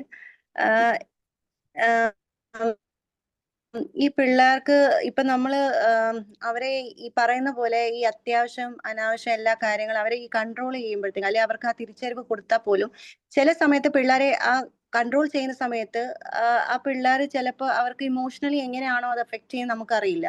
ഇപ്പോഴത്തെ കാലത്ത് ഈ പിള്ളേരെ നമ്മൾ എന്തെങ്കിലും ഒരു ദേഷ്യപ്പെട്ട ഒരു കാര്യം അല്ലെ ആ സമയത്ത് നമ്മൾ കൺട്രോൾ ചെയ്യാൻ വേണ്ടി നോക്കുമ്പോഴത്തേക്ക് എപ്പോഴും നമ്മൾ പിള്ളേരെ അക്കമ്പനി ചെയ്യുന്നു എന്നില്ലല്ലോ. അപ്പൊ ആ സമയത്ത് ഇവർ എങ്ങനെ റിയാക്ട് ചെയ്യുന്ന കാര്യം നമുക്കറിയത്തില്ല. ഇപ്പൊ എത്ര പിള്ളേർ ചെറിയ ചെറിയ കാര്യത്തിന് സൂസൈഡ് ചെയ്യുന്ന സമയമാണ്, ഈ കാലഘട്ടമാണ്. അപ്പൊ ഈ സമയത്ത് ഇവരെ എങ്ങനെയാണ് നമ്മൾ അവരെ അപ്രോച്ച് ചെയ്യേണ്ടത് എന്ന് വെച്ചാൽ നമുക്കറിയില്ല. ഇപ്പൊ നമ്മൾ ആ ഇൻസ്റ്റന്റ് ആയിട്ട് അവരെ നോ പറയുമ്പോഴത്തേക്ക് അവർ അക്സെപ്റ്റ് ചെയ്യണമെന്നില്ല. എങ്ങനെ റിയാക്ട് ചെയ്യുമെന്ന് പോലും നമുക്കറിയില്ല. അതാണ് ഞാൻ പറഞ്ഞത്, നമ്മള് ഓരോ അമ്മമാരും പേരന്റിങ് പഠിക്കണം. ഓരോ അമ്മമാരും പഠിക്കണം. നമുക്ക് അവനെ ഈസി ആയിട്ട് ടാക്കിൾ ചെയ്യാം. ഈസി ആയിട്ട് നമുക്ക് ടാക്കിൾ ചെയ്യാം. ഈ അമ്മമാര് പഠിച്ചുള്ള കുഴപ്പമെന്ന് അറിയോ? പറഞ്ഞ ചോദ്യത്തിൽ തന്നെ ഉത്തരവുണ്ട്. ഇവൻ നാളെ പുറത്തേക്ക് പോകുന്നത്, അല്ലെ, വേറെ ലോകത്തേക്കാണ്, അല്ലെ? അവിടെ ഇത് അവന് ദോഷകരമായി ബാധിക്കും. അതല്ലേ ചോദ്യത്തിനകത്തുണ്ടായിരുന്ന സംഭവം. നമ്മളിപ്പോ സോറി, ഞാൻ ചോദിച്ച ചോദ്യം എന്ന് വെച്ച് കഴിഞ്ഞാൽ, പാരന്റ്സ് മിക്കവാറും പിള്ളേരെ കൺട്രോൾ ചെയ്യാറുണ്ട്. നമ്മൾ ചില കാര്യത്തിന് നമുക്കറിയാം എന്നുവെച്ചാൽ ഇവിടെയാണ് നമ്മൾ ബാരിയർ അല്ലെ ലിമിറ്റേഷൻ പറയേണ്ടത്. അപ്പൊ അത് പക്ഷേ അതേസമയം അവർക്ക് ആ സ്നേഹം ഫ്രണ്ട് സർക്കിൾ ആയിരിക്കാം, അല്ലെങ്കിൽ ഈ സമയം നമ്മൾ ഇവരെ കൺട്രോൾ ചെയ്യാൻ നോക്കുമ്പോഴത്തേക്ക് അതേസമയം ഈ ഫ്രണ്ട് സർക്കിളിലോ അവർക്ക് ആ ഒരു കെയറും ഇതും കിട്ടും. എന്ന് വെച്ചാൽ പാരന്റ്സ് അത് അവോയ്ഡ് ചെയ്യുന്നൊന്നുമില്ല. അത് പിന്നീട് നമ്മൾ പിള്ളേരെ വീണ്ടും സ്നേഹത്തോടെ അപ്രോച്ച് ചെയ്യുകയും കാര്യങ്ങൾ മനസ്സിലാക്കി കൊടുക്കുകയും ചെയ്യും. പക്ഷെ ഇൻസ്റ്റന്റ് ആയിട്ട് പറയുമ്പോഴത്തേക്ക് പിള്ളേർ അത് അക്സെപ്റ്റ് ചെയ്യത്തില്ല. അതാണ് ഞാൻ ചോദിക്കുന്നത്. 100% അത് അക്സെപ്റ്റ് ചെയ്യത്തില്ല. അപ്പൊ നമ്മുടെ റെസ്പോൺസിബിലിറ്റിയാണ് എന്തുകൊണ്ട് ഞാനത് പറഞ്ഞു എന്നുള്ളത് നമ്മൾ അവരെ ബോധ്യപ്പെടുത്തണം. പിന്നെ വിട്ടുവീഴ്ചയും ചെയ്യരുത്. ലൈക്ക് ഇപ്പൊ ഒരു ചെറിയ ഇത് ഞാൻ പറഞ്ഞുതരാം. ഇപ്പൊ അമ്മ അങ്ങനെ തീർത്ത് പറഞ്ഞു എന്ന് കരുതുക. ചിലപ്പോൾ വീട്ടിൽ അമ്മൂമ്മ എന്ത് ചെയ്യും? അതിനകത്ത് അല്പം വെള്ളം ചേർക്കും. ശരിക്കും അത് നാളെ ദോഷം ചെയ്യും. ഇന്നുണ്ടാകുന്ന ഈ പ്രശ്നം ഉണ്ടല്ലോ, ഈ റിജക്ഷൻ കൊടുക്കുമ്പോൾ അവന്റെ ഫ്രസ്ട്രേഷൻ, അവൻ ദേഷ്യപ്പെടുന്നത്, ഇത് നമ്മൾ അവഗണിക്കുകയാണ് വേണ്ടത്.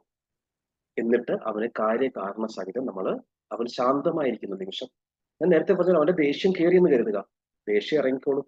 ദേഷ്യം ഇറങ്ങുന്ന സമയത്ത് നേരെ മറിച്ച് നമുക്കത് നോക്കൂ, നമ്മൾ എന്തുകൊണ്ടാണ് നോ പറഞ്ഞത്?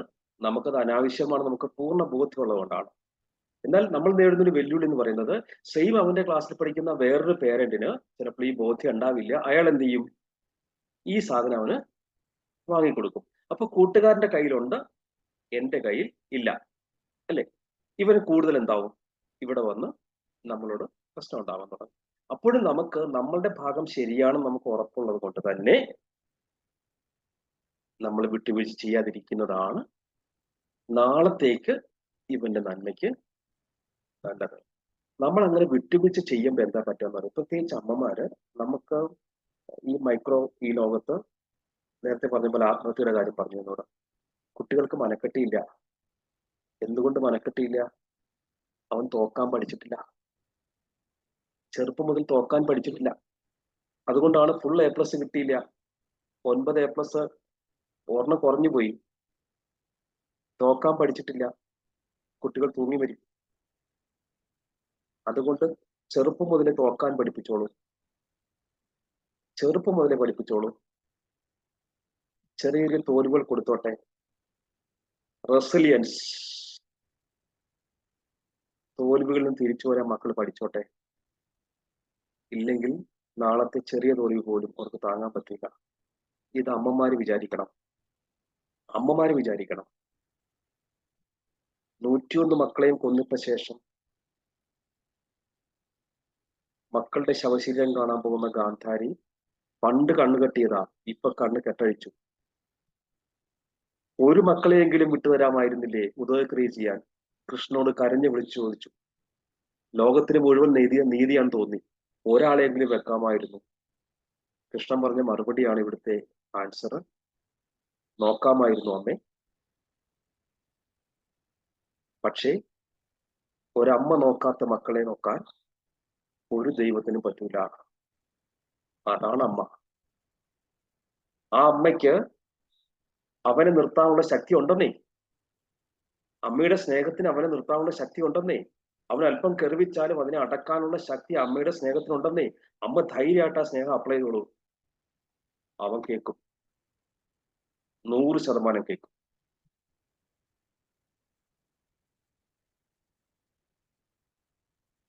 Thank you sir. ഇനി അത് ഇനി കേൾക്കുന്നില്ലെങ്കിൽ ഇപ്പൊ അവിടെ എനിക്കറിയില്ല അവിടെ ആരൊക്കെയാന്നുള്ളത്. എന്നെ കൊണ്ട് എന്തെങ്കിലും സഹായം ചെയ്യണമെങ്കിൽ എന്നെ കോൺടാക്ട് ചെയ്യുക, ഞാൻ ചെയ്തോളാം കേട്ടോ. നമസ്കാരം സാർ, എൻ്റെ പേര് അരുൺ എന്നാണ്. കേൾക്കുന്നുണ്ട്, Yes, അറിയുന്നുണ്ട്. ഇപ്പൊ സ്ട്രെസ് നമുക്കിപ്പോ ഇച്ചിരി കൂടിയിട്ടുണ്ടോ എന്നുള്ള സംശയം മാത്രമേ ഉള്ളൂ. കാരണം ഇപ്പൊ ഈ പറയുന്ന എല്ലാ ഒരു അവസ്ഥകളും നമ്മളും ഏറെക്കുറെയൊക്കെ കടന്നു തന്നെയാണ് പോയിക്കൊണ്ടിരിക്കുന്നത്. അതില് ചില നല്ലത്, ഭൂരിഭാഗം ചീത്ത എന്ന് തന്നെ തുറന്നു പറയേണ്ടി വരും. ഇവിടെ എല്ലാവരും എൻ്റെ കാര്യം ഞാൻ എല്ലാവരെയും പറയുന്നില്ല, ഏറെക്കുറെ നമ്മൾ ചെയ്യുന്നത് പലപ്പോഴും റോങ് ആയി പോകുന്നുണ്ടെന്ന് വൃത്തിയായിട്ട് നമുക്ക് മനസ്സിലാവുന്നുണ്ട്. അപ്പോൾ ഇപ്പോ ആസ് എ പേരന്റ് പോകുന്ന വഴി തെറ്റാണ് എന്ന് നമുക്ക് മനസ്സിലാക്കി. പക്ഷെ പെട്ടെന്നൊരു തിരിച്ചുവരവ് അല്ലെങ്കിൽ ഒരു യൂ ടേൺ, അത് ഏത് രീതിയിലാകണം എന്നൊന്ന് പറയാൻ പറ്റും? നോക്കൂ, ഈ 2 കാര്യങ്ങളിലൂടെയാണ് ആൾക്കാർക്ക് മാറ്റം ഉണ്ടാവുക. ഒന്നുകിൽ ഒരു ഷോക്ക് ഉണ്ടാവണം. ഒരു ഷോക്ക്. ഉദാഹരണം ഞാൻ പറയാം, കുട്ടികളുടെ കാര്യം തന്നെ. ഇപ്പൊ ഒരാൾ സിഗരറ്റ് വലിക്കുന്നു, അയാളോട് നമ്മൾ എത്ര വലിക്കരുതെന്ന് പറഞ്ഞാലും കേൾക്കൂല, അല്ലെ? അയാൾ ഉപദേശിക്കും, നമ്മളെ തിരിച്ച് ഉപദേശിക്കും, വലിച്ചിട്ട് സുഖമില്ല എന്നൊക്കെ പറയും. പക്ഷേ അയാൾക്ക് പെട്ടെന്ന് നെഞ്ചുവേദന വന്ന് ഹോസ്പിറ്റലിൽ ചെല്ലുമ്പോൾ ഡോക്ടർ പറയുകയാണ് ഒരു മൈനർ അറ്റാക്ക് ആയിരുന്നു, ഇനി വലിച്ചാൽ തട്ടിപ്പോവും എന്ന് പറഞ്ഞു കഴിഞ്ഞാൽ അയാൾ പിറ്റേ ദിവസം പോലും മറ്റുള്ളവർ ഉപദേശിക്കുന്നുണ്ടാവും, എടാ സിഗരറ്റ് വലിക്കരുതെന്ന് പറയുന്നുണ്ടാവും. കാരണം അയാൾക്കൊരു ഷോക്ക് കിട്ടി, ഒരു അടി കിട്ടി. ആ അടി കിട്ടിയപ്പോൾ പെട്ടെന്ന് മാറി. ഇവിടെ കുട്ടികളെ നമുക്ക് അടിച്ചു മാറ്റാൻ പറ്റുമോ? ഒറ്റയടിക്ക് ഒരടിച്ചു മാറ്റാൻ പറ്റില്ല.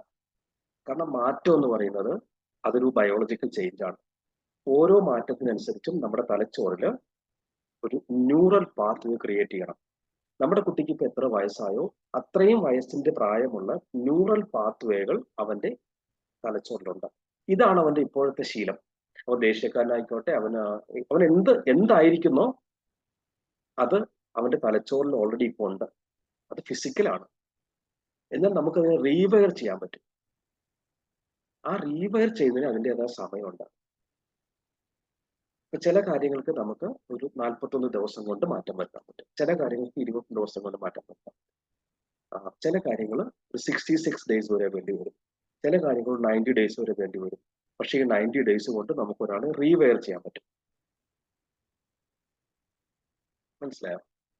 അപ്പൊ ഇതാണ് അതിന്റെ കാലാവധി. ഇത്രയും സമയം നമ്മൾ കൺസിസ്റ്റന്റ് ആയിട്ട് നമ്മളുടെ ചില അറ്റൻഷൻ കൊടുത്ത് ചില പ്രോസസ്സിലൂടെ അവനെ കടത്തിവിട്ട് കഴിഞ്ഞാൽ അത് അവന്റെ കൂടി സപ്പോർട്ടോട് കൂടി അവനറിയാതെ നമുക്കത് ചെയ്യാൻ പറ്റില്ല. ഇപ്പൊ നമ്മളിവിടെ ചെയ്യുന്നൊരു പ്രോഗ്രാം ഉണ്ട്, ഈ school mentoring, happy school mentoring എന്ന് പറയും. ഞാൻ നാല് കൂട്ടരെ പ്രോഗ്രാം ചെയ്യണം. ഒന്ന് മാനേജ്മെന്റ്, 2 അധ്യാപകർ, 3 രക്ഷകർത്താക്കൾ, 4 കുട്ടികൾ. ഈ 3 കൂട്ടരും റെഡിയാക്കിയിട്ടേ കുട്ടികളെ പിടിക്കുള്ളൂ. കാരണം കുട്ടികളുടെ സഹകരണം ഇല്ലെങ്കിൽ ഒന്നും നടക്കില്ല. പക്ഷെ കുട്ടികൾ പാവങ്ങളാണ്. കുട്ടികൾ നമുക്ക് സ്നേഹം കൊടുത്തു കഴിഞ്ഞാൽ നമുക്ക് അത്ഭുതങ്ങൾ സൃഷ്ടിച്ചെടുക്കാൻ പറ്റും. ടെൻഷൻ ആവല്ല വേണ്ടത്, നമുക്ക് പരിഹാരം ഉണ്ടാക്കാം കേട്ടോ. Okay sir, thank you. ഇതാണ് അരുണി, ഇതാണ് അതിന്റെ സമയം, ഇതാണ് അതിന്റെ സമയം വേണ്ടി വരിക. അപ്പൊ നമ്മൾ കൺസിസ്റ്റന്റ് ആയിട്ട് ഈ പറയുന്ന ഒരു ഡ്യൂറേഷൻ അവന്റെ ഒപ്പം ഉണ്ടാവണം. ഇപ്പൊ 21 ഡേയ്സ് ആണെങ്കിൽ 21 ഡേയ്സ് നമ്മൾ അവന്റെ കൂടെ സപ്പോർട്ട് കൊടുത്തുകൊണ്ട് ഉണ്ടാവണം. നമുക്ക് ആ മാറ്റം പ്രകടമായിട്ട് വരും. പിന്നെ അതല്ലാതെ ഇൻസ്റ്റന്റ് ആയിട്ട് മാറ്റങ്ങൾ വരുത്തുന്നെങ്കിൽ നമ്മളിപ്പോൾ ലൈക്ക് ഹിപ്നോതെറാപ്പിസ്റ്റുകളൊക്കെ ചെയ്യുന്ന ഇൻസ്റ്റന്റ് ടെക്നിക്കുകളുണ്ട്. അതൊക്കെ ഒരു പരിധിവരെ ചില കാര്യങ്ങൾ വരുത്താൻ പറ്റും. നിങ്ങൾക്ക് 1, 2, 3 നല്ല ടൂളുകൾ തരണമെന്നുണ്ടായിരുന്നു, സമയം ഇല്ലാത്തതുകൊണ്ടാണ്. ഇനി ഒരു അവസരത്തിൽ ഞാൻ തരാം. നിങ്ങൾക്ക് കുട്ടികളെ മനസ്സിലോർത്തുകൊണ്ട് നിങ്ങൾ ചെയ്യുന്ന ചില ആക്ടിവിറ്റികൾക്ക് കുട്ടികളുടെ സ്വഭാവത്തിൽ മാറ്റം വരുത്താൻ പറ്റും. കുട്ടികളുടെ രൂപം മനസ്സിലോർക്കുക, എന്നിട്ട് ഞാൻ പറയുന്ന ചില കാര്യങ്ങൾ നിങ്ങൾ ചെയ്യുക. കുട്ടികളുടെ സ്വഭാവത്തിൽ മാറ്റം വരുന്നത് നിങ്ങൾ പ്രകടമായി കാണും. കാരണം ആ ടെക്നിക് ഉപയോഗിച്ച് അമേരിക്കയിലെ ക്രിമിനൽസ് ആയിരുന്ന ഭ്രാന്തന്മാരെ അടക്കിയിരുന്ന ആൾക്കാരുടെ ഭ്രാന്ത് മാറ്റി ഒരു ആശുപത്രി അടച്ചു പൂട്ടിയിട്ടുണ്ട്, ഭ്രാന്തന്മാരില്ലാതെ. അവരിൽ മാറ്റം വരുത്താമെങ്കിൽ നമ്മുടെ മക്കൾക്ക് ഭ്രാന്തും ഇല്ല, നമ്മുടെ മക്കള് ഇച്ചിരി കുസൃതിയൊക്കെ ഉണ്ടെന്നേ ഉള്ളൂ. അതുകൊണ്ട് നമുക്ക് ഈസി ആയിട്ട് ക്ലിയർ ചെയ്യാൻ പറ്റും. നമുക്ക് ഒരുപാട് ടൂൾസ് ഉണ്ട്, ടെൻഷൻ ആവണ്ട കേട്ടോ. പക്ഷെ ആ വിഷയമൊക്കെ എടുക്കണമെങ്കിൽ കുറച്ച് സമയം എടുക്കും, അതുകൊണ്ടാണ് കേട്ടോ. ഈ ഒരു എന്നെ ഇവരെ അനുവദിക്കുമെങ്കിലും, കാരണം ഇത്രയും സമയമൊക്കെ എടുത്ത് അധിക പ്രസംഗം നടത്തിയെന്ന് പറഞ്ഞിട്ട് ഇനി ഇവരൊക്കെ വഴക്കിടുമെന്ന് അറിയില്ല.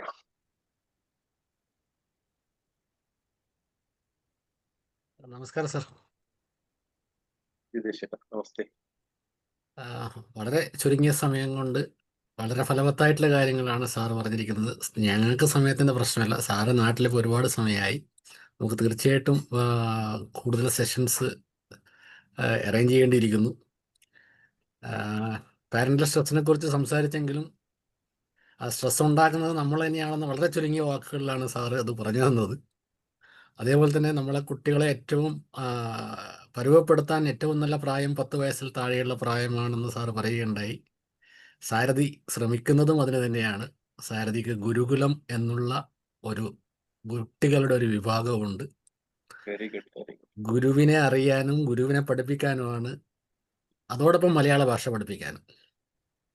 ഇതാണ് സാരഥി ഗുരുകുലം ചെയ്യുന്നത്. ഞങ്ങൾ എല്ലാ പാരൻസിനോടും ആവശ്യപ്പെടുന്നതും അതുതന്നെയാണ്. കാരണം ചെറിയ പ്രായത്തിൽ മാത്രമേ നമുക്ക് കുട്ടികളെ പറഞ്ഞ് മനസ്സിലാക്കാൻ പറ്റുള്ളൂ. അവിടെ കൊടുക്കുന്ന, സാറിപ്പം പറഞ്ഞ അതേ കാര്യങ്ങൾ തന്നെ, അവിടെ ആ സമയത്ത് കൊടുക്കുന്ന കാര്യങ്ങൾ അവരുടെ ഏത് പ്രായത്തിലും ഓർക്കും എന്നുള്ളത് ഉത്തമ വിശ്വാസമുണ്ട്. അത് സാറ് പറഞ്ഞു. അപ്പോൾ അത് തന്നെയാണ് സാരഥിയുടെ ഗുരുകുലം നമ്മൾ ശ്രമിക്കുന്നത്. സാറ് പറഞ്ഞ ഒരു കാര്യത്തോടു കൂടി എനിക്ക് അത് ഒരു അഭിപ്രായം പറയാനുണ്ട്. ഈ വെള്ളത്തിൻ്റെ മാജിക്കൽ തെറാപ്പിയെക്കുറിച്ച് സാറ് പറഞ്ഞു. ഞാൻ ആ ബുക്ക് വായിച്ചിട്ടില്ല, പക്ഷേങ്കിൽ ഞാൻ ഒരു ഡോക്ടർ ഇയോൺ ലിയോസ് എന്നൊരു ഫ്രഞ്ച് സയൻറ്റിസ്റ്റിനെ ഞാൻ പരിചയപ്പെട്ടിട്ടുണ്ടായിരുന്നു. അദ്ദേഹം ഈ ക്രിസ്റ്റലൈസ് ആയിട്ടുള്ള വാട്ടർ എങ്ങനെ നിർമ്മിക്കാം എന്നുള്ളതിനെ കുറിച്ച് ഉള്ള ഒരു ഡിവൈസ് കണ്ടുപിടിച്ച ഒരാളാണ്. പക്ഷെ അതിനൊക്കെ എളുപ്പമായിട്ട് നമ്മുടെ മന്ത്രങ്ങളിലൂടെ ആ ക്രിസ്റ്റലൈസ് വാട്ടർ ഫോം ചെയ്യാം എന്നുള്ളത് പറഞ്ഞു തന്നതിൽ, മനസ്സിലാക്കി തന്നതിന് ഒരു വലിയ നന്ദി. കാരണം ക്രിസ്റ്റലൈസ് വാട്ടർ ഓഫ് കോഴ്സ് നമ്മുടെ ആരോഗ്യപരമായിട്ടുള്ള പല പ്രശ്നങ്ങളെയും സോൾവ് ചെയ്യുന്ന ഡോക്ടർ ഇയാൻ ലിയോൺസ് ഉള്ള സംഭാഷണത്തിൽ എനിക്ക് മനസ്സിലായിട്ടുണ്ട്. അപ്പം അതിനൊരു പ്രത്യേക നന്ദി പറയാണ്. കാരണം നമ്മുടെ മന്ത്രങ്ങൾക്ക് എത്ര ശക്തിയുണ്ട് എന്നുള്ളതിൻ്റെ ഒരു ഉത്തമ ഉദാഹരണമാണ് സാറ് ഇപ്പോൾ ആ ഫോട്ടോഗ്രാഫിയിലൂടെ കാണിച്ചു തന്നത്. വളരെ നന്ദി. Thank you.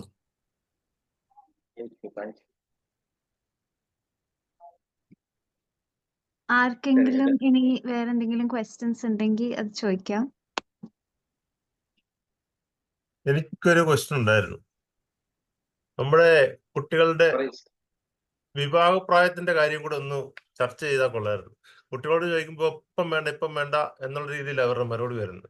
പെണ്ണായാലും ആണായാലും അതിന് നമ്മൾ എന്ത് കാര്യങ്ങളാണ് തീരുമാനിക്കേണ്ടതെന്ന് പറഞ്ഞാൽ കൊള്ളാം. നമുക്ക് ഇപ്പോഴത്തെ കുട്ടികൾക്ക് കല്യാണമേ വേണ്ട എന്ന് പറയുന്ന ഒരു ഫാഷനായി മാറിക്കൊണ്ടിരിക്കുകയാണ് അല്ലെ? പൊതുവെ പേരൻസിന്റെ ഒരു വലിയ സങ്കടമാണ്. അപ്പോ അതും ഇത് തന്നെയാണ് അവരുടെ സ്വാധീനം ഇപ്പൊ അങ്ങനെയാണ്. കാരണം അവർക്ക് ലയബിലിറ്റി നമ്മൾ അവിടെ വരെ എത്തിച്ചോ അവരെ എന്ന് പറയാൻ പറ്റും. അപ്പൊ ഇതില് ഇന്നലെ എന്റെ വീട്ടിലെ ഗസ്റ്റ് ആയിട്ട് ബാബുവേട്ടുണ്ടായിരുന്നു. ബാബുവേട്ടൻ എയർഫോഴ്സ് കഴിഞ്ഞിട്ട് വളരെ വർഷങ്ങൾ നിങ്ങളുടെ കുവൈറ്റിലുണ്ടായിരുന്ന ഒരാളാണ്. ഇന്നലെ ബാബുവേട്ടന് വന്ന് എന്നോട് പറഞ്ഞിട്ട് സങ്കടമല്ല സന്തോഷം എന്ന് പറയുന്നത്, ഞാൻ അദ്ദേഹത്തിന് ഒരു ടൂള് കൊടുത്തായിരുന്നു. ബാബുവേട്ട ഇങ്ങനെ ഒരു കാര്യം 21 days പ്രാക്ടീസ് ചെയ്യും, അതിനുശേഷം നമുക്ക് നോക്കാമെന്ന് പറഞ്ഞു. വളരെ സന്തോഷം എന്ന് പറയുന്നത്, കുട്ടി കല്യാണത്തെ സംബന്ധിച്ച് കല്യാണം നിശ്ചയിച്ച് വിരുന്ന് കഴിഞ്ഞു ഇപ്പോൾ. അപ്പൊ ആ സന്തോഷം എന്നോടൊന്ന് പങ്കിടുകയുണ്ടായി. നമുക്ക് ഒന്ന് കാര്യകാരണം അവരെ ബോധ്യപ്പെടുത്താൻ ശ്രമിക്കാം, അതിനും പ്രൊഫഷണൽ സപ്പോർട്ട് തേടാം. കാരണം അവരെന്ത് ഇൻഫ്ലുവൻസിലാണ് അല്ലെ? ഇപ്പൊ ചിലപ്പോൾ ഒരു തെറ്റായ ധാരണയുടെ പുറത്തായിരിക്കാം അവര് ഈ പറയുന്ന, ഇനി അത് തെറ്റാണെന്ന് നമുക്ക് പറയാനും പറ്റില്ല. അവരുടെ പെർസെപ്ഷനിൽ അതാണ് അവരുടെ ശരിയെങ്കിൽ നമുക്കതിന്റെ കാര്യകാരണങ്ങൾ അവരെ പറഞ്ഞ് ബോധ്യപ്പെടുത്താൻ നമുക്ക് ശ്രമിക്കാം. അല്ലെങ്കിൽ അതിന് പ്രൊഫഷണൽ സഹായം തേടാം. ഇല്ലെങ്കിൽ ഞാൻ ഈ പറഞ്ഞ പോലത്തെ കുറച്ച് ഈ പറയുന്ന എനർജിയുമായി ബന്ധപ്പെട്ട കുറച്ച് ടൂളുകൾ നമുക്ക് അപ്ലൈ ചെയ്യാം. അതിപ്പോ ഈ ഒരു ഓൺലൈൻ പ്ലാറ്റ്ഫോമിൽ ഇപ്പോൾ അത് പറഞ്ഞുതരാൻ എനിക്ക് ബുദ്ധിമുട്ടുണ്ട്. എന്നെ വിളിക്കുന്നുണ്ടെങ്കിൽ ഞാനത് പറഞ്ഞുതരാം. അതൊന്ന് പ്രാക്ടീസ് ചെയ്ത് നോക്കാം കേട്ടോ. എന്നെ കോണ്ടാക്ട് ചെയ്യണമെങ്കിൽ എൻ്റെ പ്രിയ സുഹൃത്ത് വിനീഷ്ജിയാണ് എന്നെ ക്ഷണിച്ചത്. അദ്ദേഹത്തിന് എൻ്റെ കോണ്ടാക്ട് ഉണ്ടാവും. Okay, thank you sir. ഇനി ആർക്കെങ്കിലും കൂടുതൽ ക്വസ്റ്റ്യൻസ് ഉണ്ടെങ്കിൽ നമ്മൾ സാറിന് പാസ് ചെയ്യാം. കാരണം നമുക്ക് ഇത്ര ടൈം ആയില്ലേ, അവിടെ നാട്ടിൽ ഒരുപാട് ടൈമായി. അപ്പോൾ നമുക്ക് വൈൻഡപ്പ് ചെയ്യാന്നാ തോന്നുന്നത്. അത് ഒന്നെങ്കിൽ ഒരു സെക്ഷനോട് സാറിന്റെ നമുക്ക് ഒരു വെബിനാറും കൂടെ നമുക്ക് അറേഞ്ച് ചെയ്യാം. അതല്ലെങ്കിൽ കൂടുതൽ ക്വസ്റ്റ്യൻസ് ഉണ്ടെങ്കിൽ നമുക്ക് അത് സാറിന് പാസ് ചെയ്യാം.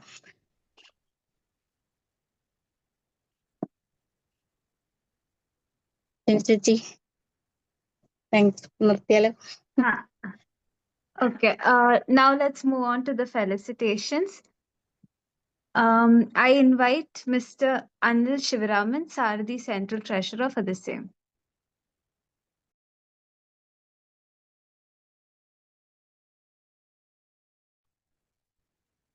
എല്ലാവർക്കും ഗുരുദേവ നമസ്കാരം. ഈ വൈകിയ വേളയിൽ ഞാൻ പേരെടുത്ത് എല്ലാവരെയും പ്രശംസിക്കാൻ വേണ്ടി ഉദ്ദേശിക്കുന്നില്ല. എന്നാലും ഇന്നത്തെ ഈ പ്രഭാഷണം നടത്തിയ ഡോക്ടർ പ്രേംലാൽ സാറിനും വിശദമായ ഒരു ഇൻഫർമേഷൻ ആണ് നമുക്ക് തന്നെ. അത് അദ്ദേഹം പല രീതിയിൽ ഒരു പേരൻ്റ് ഒരു കുട്ടിയോട് എങ്ങനെ പെരുമാറണം എന്നുള്ളത് സ്റ്റേജ് ബൈ സ്റ്റേജ് ആയിട്ടും അതിൻ്റെ സ്റ്റെപ്പ് ബൈ സ്റ്റെപ്പായിട്ടും നമ്മൾ എല്ലാവർക്കും പറഞ്ഞ് മനസ്സിലാക്കി തന്നു. പക്ഷെ എങ്കിൽ തന്നെയും പേരൻസിന് പല ഡൗട്ടുകളും ഉണ്ട്. ഈ പേരൻസുകളെ ഒരു പരിധി വരെയാണെന്നുണ്ടെങ്കിൽ നമ്മൾ ആലോചിക്കുകയാണെന്നുണ്ടെങ്കിൽ കുട്ടികളുമായിട്ട് ഇടപഴകുമ്പോൾ അവരുമായിട്ടുള്ള സമ്പർക്കത്തിൽ കൂടി അവരുടെ അച്ചീവ്മെൻറ്റ്സ്, അവരുടെ വെല്ലുവിളികൾ, അവരുടെ ഇമാജിനേഷന്, അങ്ങനെ അവരുടെ ഡിസിഷൻ മേക്കിങ്സ്, ഇങ്ങനെയുള്ള കാര്യങ്ങളെക്കുറിച്ച് നമ്മൾ ചോദിച്ച് മനസ്സിലാക്കുകയാണെന്നുണ്ടെങ്കിൽ ഒരു പരിധി വരെ നമുക്ക് അവരുമായിട്ട് ഇടപഴകി അവർ നമ്മളോടും സമ്പർക്കത്തിൽ തുറന്നു പറഞ്ഞ് കാര്യങ്ങളുമായിട്ട് മുന്നോട്ട് പോകാൻ സാധിക്കും എന്നാണ് എനിക്ക് തോന്നുന്നത്. എല്ലാത്തിനും ഉപരിയായി ഇന്ന് വിശദമായ ക്ലാസ് എടുത്ത ഡോക്ടർ